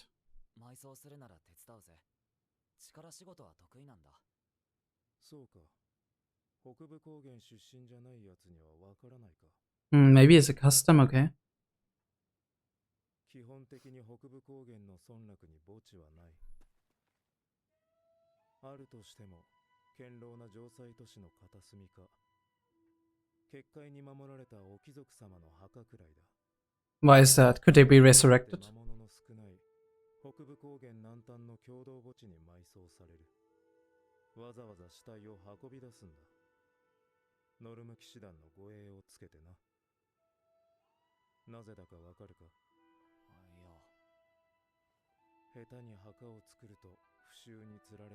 Oh, okay, so it attracts more monsters.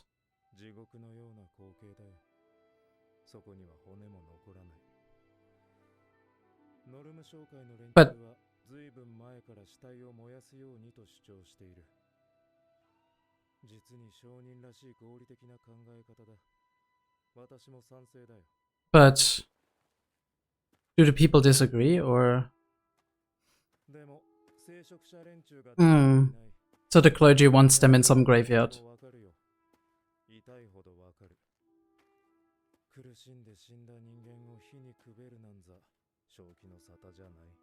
I mean, they don't feel it. But I get the emotional side of it.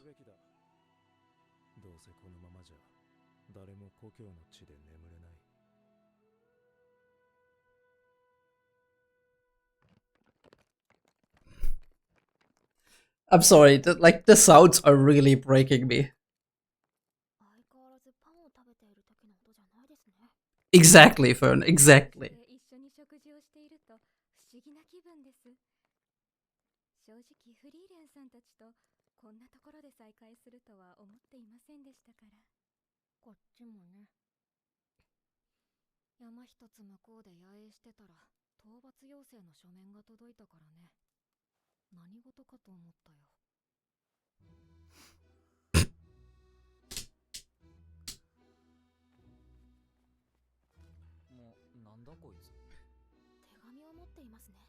A seed rat.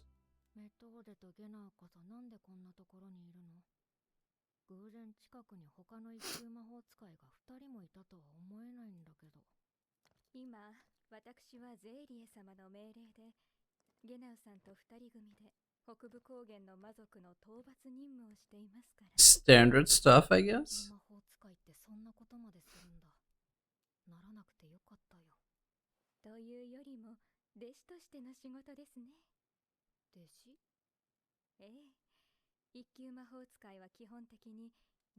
Yeah, and Fan isn't because she's like, nah, I'm Frieren's student.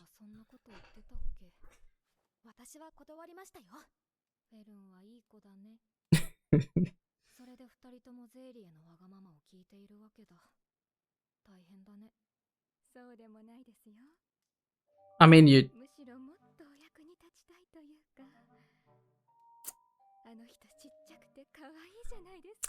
And there we go again.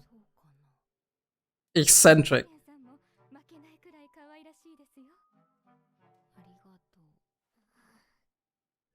They're just like, it's mine. It's my Frieren.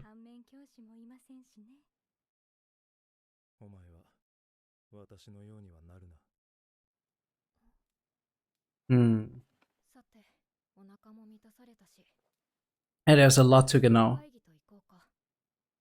So, can we appreciate the detail of her wiping or like patting off the leftovers? 正確な魔族の数とかはまだ解析中らしいけど、一つだけ分かったことがあるぜ。敵は二刀流って言ってたっけ？それが、最初はそのように仮定していたのですが、okay. やはり釈然としない点がありまして。どういうこと？ More than two? 私の知る限り、二刀流はどれも基本的に攻守のバランスを保つことに重きが置かれています。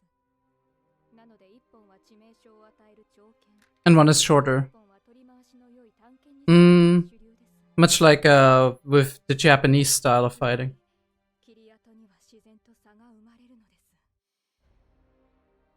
But there isn't. 大きな剣を2本操る怪力の持ち主ってことでしょうか。ええ、そう思って遺体の傷や戦闘の痕跡からイメージして同じ切り方を試みたのですが。But やはり二刀流ではどうしても動きに無理が生じてしまいます。I don't know, does he mage hand it? まだ憶測の域を出ないのですが。いいから教えて。おっと、悪い。すみません。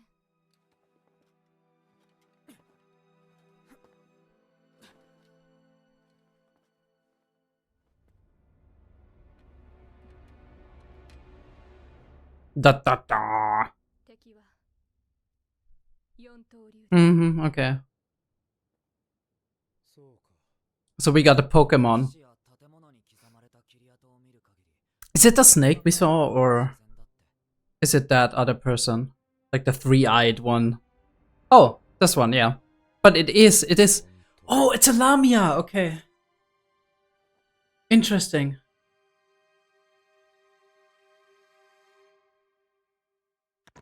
I know what you... Nice cut. Nice cut.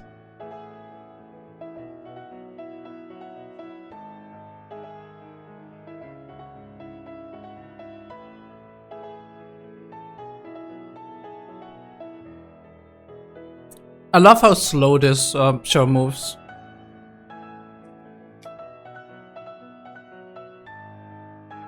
Frieren, I think, more than any other show, manages to uphold this image of a journey, of an adventure, rather than single episodes of big things happening. It ties it together in such a seamless way. I think that's part of its success, actually. It maintains interest with interesting stories, emotional tidbits, characterizations, and it builds that into its story as kind of a cohesive substance that holds together the big moments that are happening.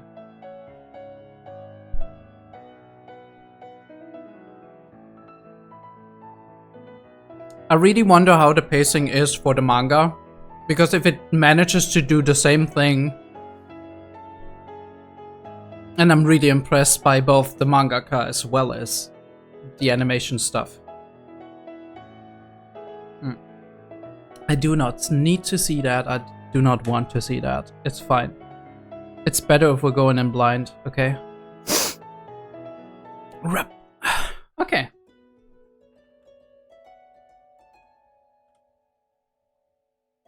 Let's talk about this show, shall we? Let's talk about this show. Okay. Baker's son, Ripper Onis, my dude. I'm sorry for that. Or glad it happened, I don't know. Yeah, so we do have like snake-like demons supposedly over here. It's very interesting. I do love how we are looking through the... it's like you're you're squinting your eyes to look through a very, very narrow gap in the building's wooden panels, right? So we see everything very washed out, and of course there's like the fires going on, so the smoke and the fumes are kind of obscuring things as well. But this is a great shot, like a point of view, and you're like the rapid head movements to just go over to the next. And we do have some normal looking demons, right? But we do have also these very reptilian looking crazy ones. And now we have this one, which are very interesting. Either that's just a normal standard demon over there, but looks a lot like Aura in terms of like the haircut, not entirely, but like style wise. So I do wonder if some demons have like a distinctive look to them, a distinctive kind of like outfit, maybe even distinctive hairstyles or fighting styles in terms of what swords they use or what other weapons they use in general. I do love not love, okay? But I do find this animation super interesting. The way we, like, when the soldier is running ahead with the sword, it's kind of almost like the sword is almost wobbling. It's changing its shape as he's running, because like obviously we do see different sides of the sword as it like. And to display the movement, we're always doing it. I'm always highlighting it because it's really cool. We're smushing and changing the dimensions of the sword, because it, like, the way it looks in motion is that it's moving very rapidly and very like unpredictably.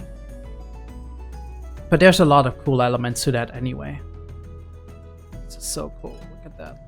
Sometimes it skips a few frames, which I hate, but it is what it is. Look at that, right? This could be a big sword, right? If we just looked at it from like like one picture. But the fact that it's a small sword and then it suddenly turns this big means, oh, it moves so fast that we can see both images at the same time. Because like humans can only perceive, I think it was 30 frames per second in terms of like changes. Obviously 60 frames, 120 frames, it is smoother for us, but we can see this high of a. This is crazy. Look at that. It's like the guy, his sword, and the snake did merge in this one shot here. Right? They have one body, they have one element. And it's because like the shield is going up, right? Like the shield blocks. And like you don't even like, you need a time to even identify which part is the human and which part is one enemy and which part is the other. So much cool stuff happening here. Even with like the particle effects happening. Right? Clash. The sparks flying.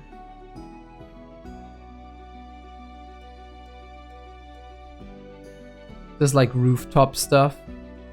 That we got a sword coming in. Look at that.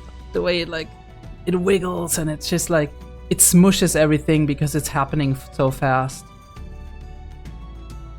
Yeah. That is really cool. That's a really cool opening, and then we have this. Big bad. What really stands out for me is not just the three eyes, the three red eyes. Obviously, those are like very, very scary. But also like the way the horns are almost at a 90-degree angle, right? And then the symbolic flag burning and like falling off, basically like that symbol for the fact that this village is absolutely lost. And here we get now praying for the dead, which is this episode. Okay, let's talk about this shot. This is such a cool shot. This is such an artsy shot. Okay, first of all, 30 years after the death of the hero, in the Frieren region, in the Calling region, I guess, located on the northern plateau, and we do have light raindrops coming from a half-burned roof, that's still standing. The roof is in focus. The background is out of focus. We're looking from up on the roof onto the ground, almost like we're looking from a bird's eye point of view. Very important because we learn later on that 𝕥𝕚𝕞𝕡𝕤 has spies, has birds. Water drop is falling down, and as the water drop is falling down, we do have boots coming into view, slowly walking past underneath the roof. And we see 𝕤𝕤𝕤𝕤 coming in. I forgot her name, but it's so there's so many names, okay?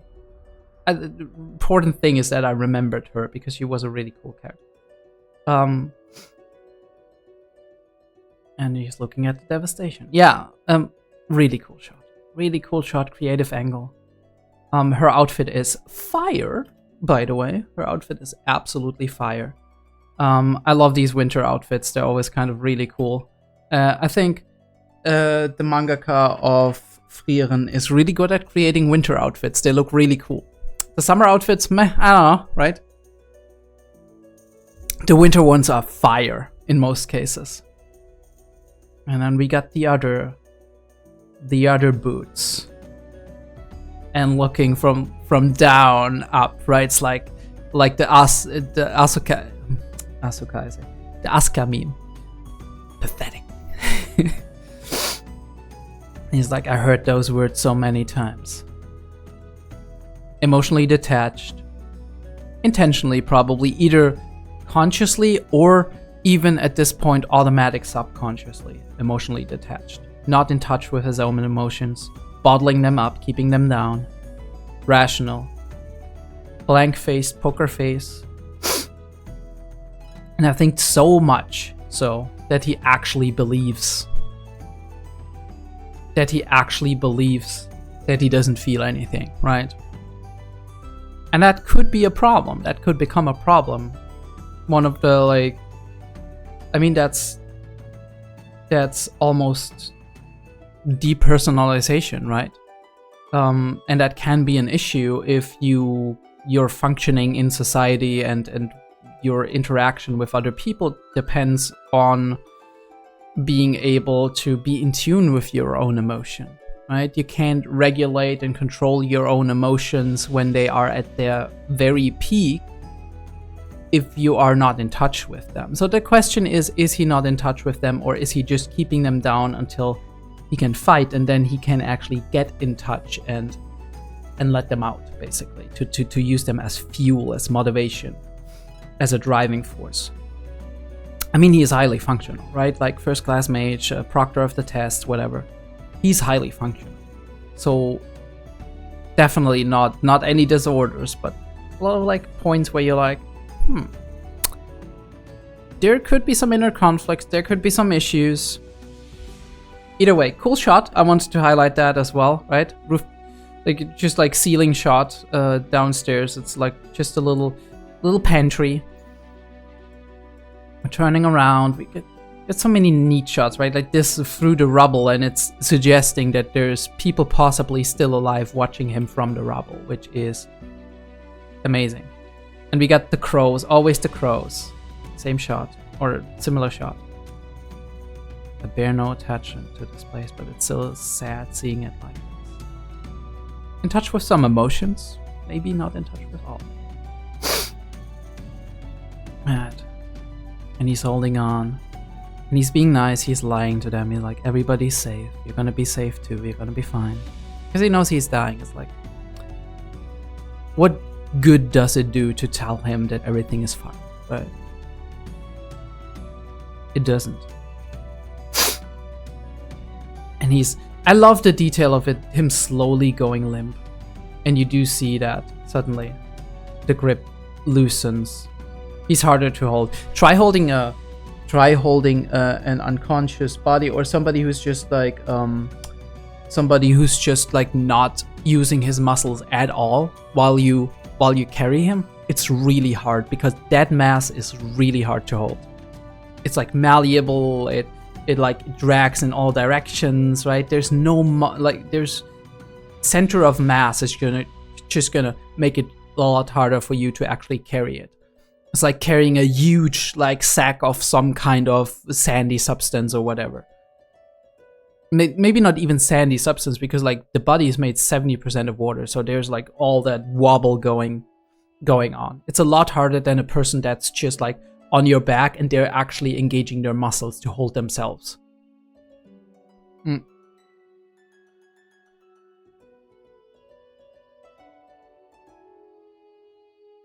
Crazy shot.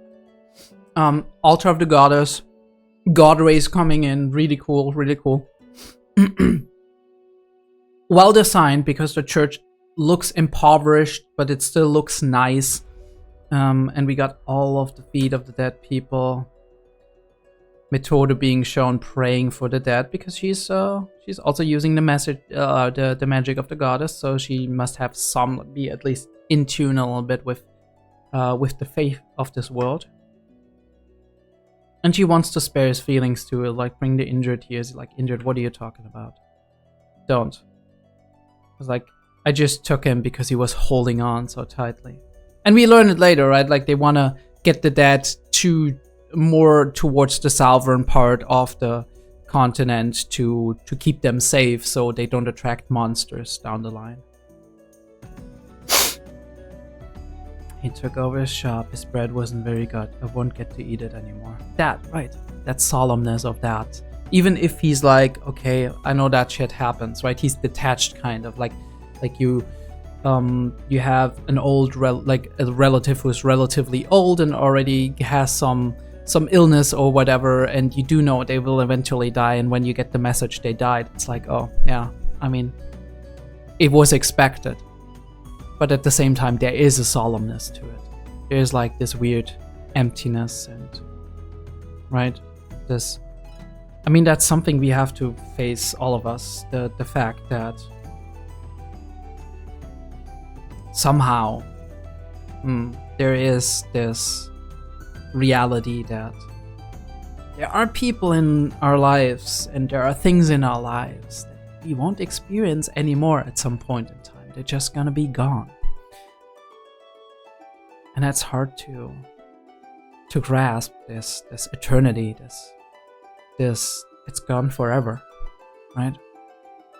That is a hard thing to come to terms with as a being who is living potentially 60, 70, 80 years, maybe 100 or 120, depending on who you are and what your genetics are and how healthy your life is that you led. And how lucky you are, right? Not to get into any accidents. It's very hard to have such a long span of time, a century or something. A lot of decades that your life takes. And then to understand that within that routine of every day, meeting similar people, being in a similar environment, having similar activities, that there's things that we do, that we can do at some point in time that we won't be able to do ever again. And that there's people that we meet, that we interact with, that are like actual existences, individuals in our life that we do see. We see them as for who they are at different degrees, and that at some point in time they're not there anymore. Right? Never. We will never have a conversation with them again. Even if they're not somebody who's super, super, super close to you, it's still something that's sad. And we show that in this case. And he's like, those people, they're innocent. They didn't choose to fight. He chose to be a baker like his father. He didn't choose to be born in the Northern Plateau. He just was born here. He grew up here. And at some point, he didn't go out to fight. The fight came to him. And I think it's very sad because that is a reality that exists for many people in this world. If you think about it, right? If you look at all the wars that are going on, especially right now, all of the new wars that got opened, and somebody like some old fuck decides, oh, I wanna start a war, right? Because like I want that oil, I want that territory, I don't like these people. I want to stick it to my enemies, right? And at some point in time, some poor fuck who grew up, who just wanted to be a baker or an artist or an actor, and it's gonna be like, okay, you're gonna go to war now, son. For your country. And you're like, what the fuck? All I want is for me and my family to live a nice and happy life, and to me to fulfill like the potential I got in terms of, I don't know, artistry, academia, or just like have fun living my life, spend time with my friends. And then somebody decides, nah, you're not gonna get that. And it's the same with the demons, right? Somebody attacks. Somebody attacks your village, somebody attacks your country. Maybe you don't even agree with the people who are in charge of your country, but somebody attacks you, they're gonna kill you anyway, just because you live there. And that's a sad reality. I think one thing that really stuck to me, I really like Vinland Saga as a story. As I've been watching it, one thing that really stuck to me, and that this is not really a spoiler because I'm not gonna say who says it and when it happens and whatnot, but one thing that really stuck with me, one sentence is, you don't have any enemies. There are no enemies. And I think that sticks with me because technically that should be the truth. That should be how it is. There's so much history of cooperation and like strife and people working together to reach a common goal without compromising or hurting anybody else. And this is how it could be, but it's not. And I think part of that is just that life's kind of a struggle, right? People grow up in different environments and they learn different strategies. A strategy or a form of personality that might be very, very adaptive and useful, or very maladaptive and bad for you in one case, might make you a very adaptive person and get you a lot of money and power if you are in the position to actually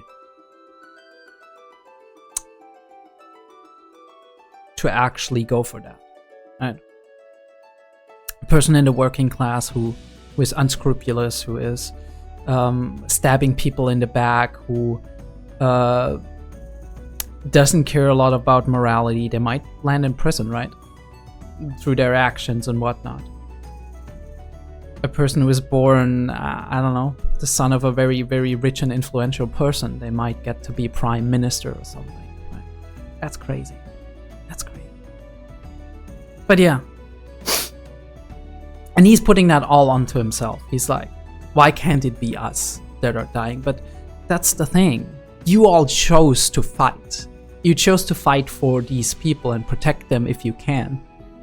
And because of that, you chose a life of potential death and accepted that.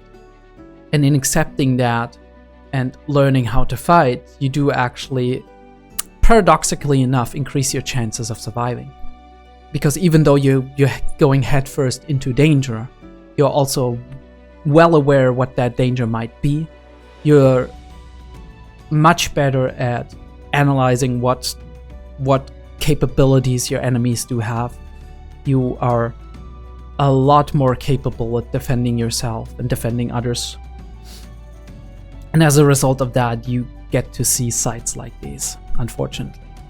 That you couldn't save somebody, and then there's that, right? So there is the survivor's guilt, there is the responsibility of power that we talk about as well, right? Like all of these like comic books and whatnot, when we look at Spider-Man or whatever, right? Like with great power comes great responsibility, but also there comes the burden of oftentimes feeling that you could have done more to save these people. Even though in this case, Methode is 100% right in telling him, look, when the call came in, they were already all dead. So you couldn't have done anything. Like you can't do anything if you don't know something is happening. So the point to the point to put blame on is, okay, how do our alert systems work? How can we make sure that we get to know even earlier that things are happening, that villages are being attacked, all of that stuff. I think this is the point to kind of zone in on, because that's the only thing you could potentially change and improve.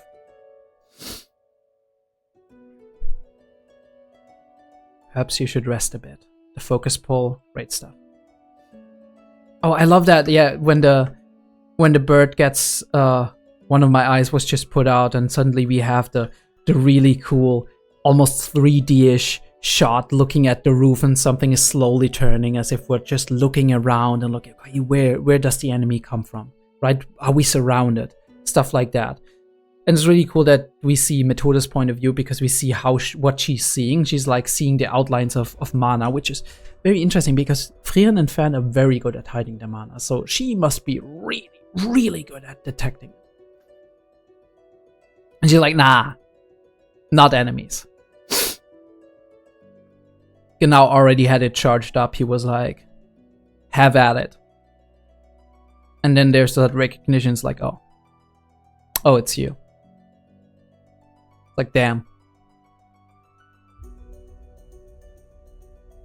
And we talk about it. Really cool shot through her, over her shoulder with the staff. It's really cool framing, how we use that sometimes. Like, this is like the stuff that on like a directorial, from a directorial point of view, really puts Frieren apart, in my opinion. That there's so many shots which are very creatively done like that, right? Like we use characters to frame other characters. We use rubble and detail and environmental stuff to frame other characters, to frame scenes in a way to make you, like, that evokes a certain feeling.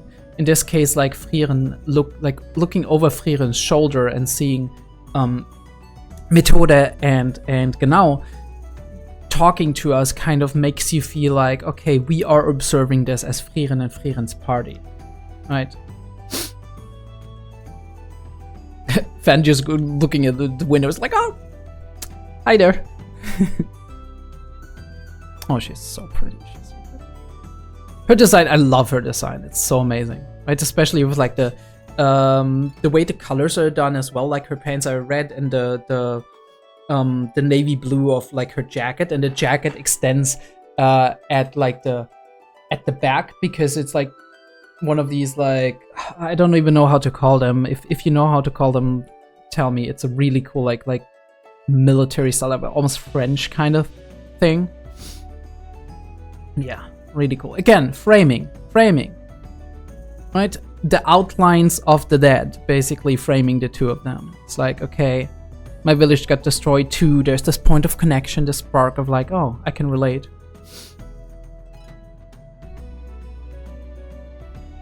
The Order of the Norm, or the Order of Norm, I think. It's like, this guy was really capable. That means probably the people we fought. And that's right. I'm like, even you're scary. It's the lighting. Really great lighting, right? Like one side is like glad in shadows. It's like the dark side. Especially with one eye being in the dark and one eye being in the light, and her grinning like that's like demon killing Frieren. Frieren the Slayer is coming out. I thought she was gonna learn a little bit from Stark, but they're actually recreating everything. They're like, okay, what's with the mana? Where would they be? How did they probably fight? And she's like talking to Stark because he's a fighter, right? And he would know a little bit more about that. Also, holy shit, that bread. Okay, first of all, the log sounds are absolutely taking me out of it. That's hilarious. It sounds like they're literally eating wood.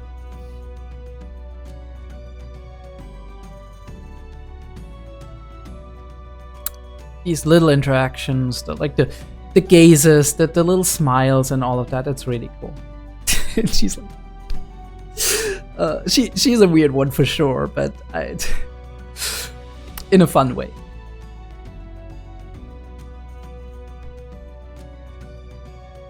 And we're talking about, again, really cool. Look at that.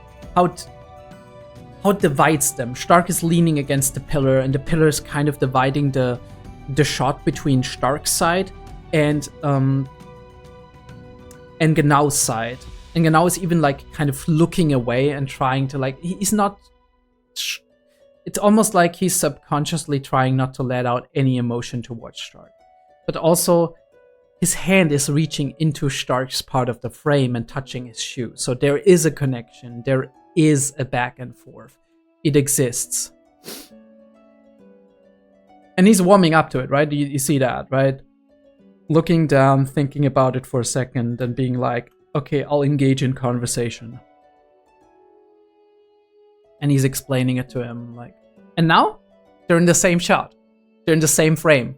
They're framed by the two pillars, and both of them are on one, like in one inner frame, basically. And we talk about it a bit. The dead would attract enemies and whatnot. They're only in forts, otherwise they're being carried away. They want to cremate them, maybe. Interesting how we don't show the hands here, right? Do you know why? No, right? And then we show the face, and he is sad and maybe a little bit conflicted as well. They always show the hands, and the hands are always like slumped over there. It kind of gives you the impression that while Stark is looking at him, 𝕥𝕚𝕞 doesn't want to reveal everything, so, right? What he thinks about it. He's just giving out specific pieces of information and thoughts that he has on the map. He's like, on the one hand, I understand. On the other hand, I understand the other side as well. And then he turns his back when he says, I understand how they feel, painfully so. And we just stare at the blank back. And he made that choice of to walk away because that's, right, he doesn't. He's not comfortable sharing too much. Soon enough, no one will be able to rest in their homeland either way. And then we break the tension of the scene that was very heavy with sadness and solemnness and like grim ideas, and we break it with comedy. It's like biting on these logs, and it's like they're talking just about casual eating and whatnot. Frieren being an absolute goober as always. And the Seed Rat, the squirrel, coming up and being like, here, I got a mission. So the squirrels are running this world as well, apparently.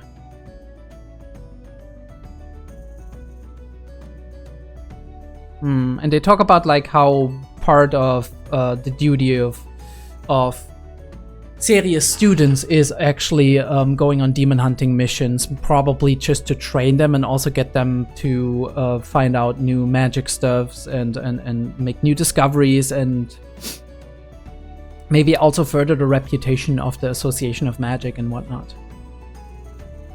And we're sharing like the analysis, and it's kind of dragging it out, but I thought like it was probably 4 swords, where I'm like, yeah, seems that way, right? 4 blades, and he's thinking. I love that he's putting like the bread into his mouth and he's not biting down yet, and then we're slowly revealing like the 3 eyes and like the outline of the enemy. And we did see it's like a lamia type enemy, right? There's like that snake tail basically, and like the upper body of a man basically, but 4 hands, 4 arms. Alright, turns around. Maybe a demon general, maybe not. I don't know yet, right? Like one of the 7, whatever they called. Crack. And Finn with that, which is cool. Okay, that was Frieren episode 6 of season 2. Again, I do love how this show really manages to capture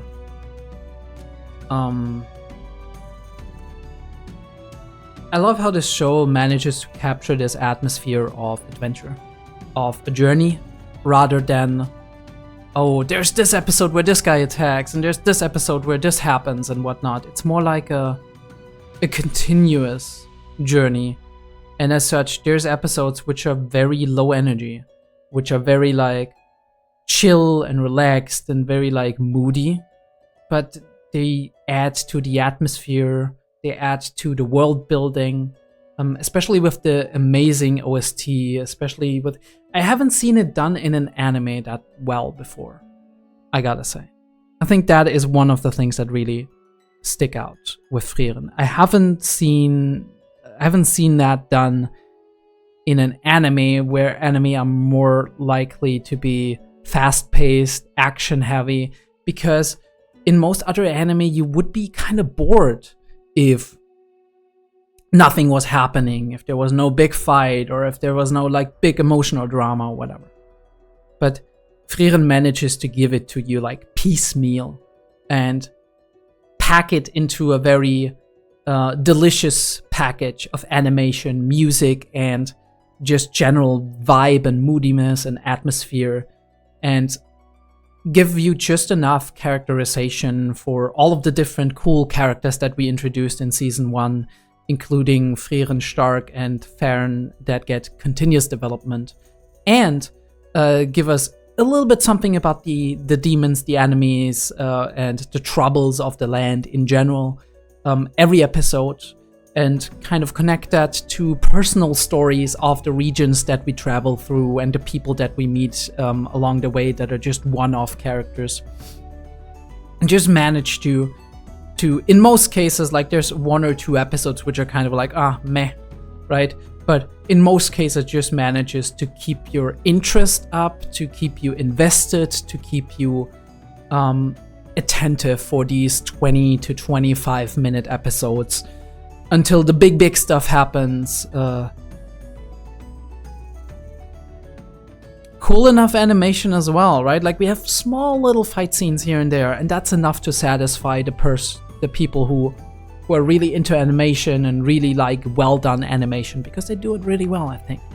I think that what makes Frieren so strong, that it is so consistent in giving you an interesting story, an interesting world, cool and likable characters that get continuous development, and amazing side characters that occasionally get their own development and their time in the limelight.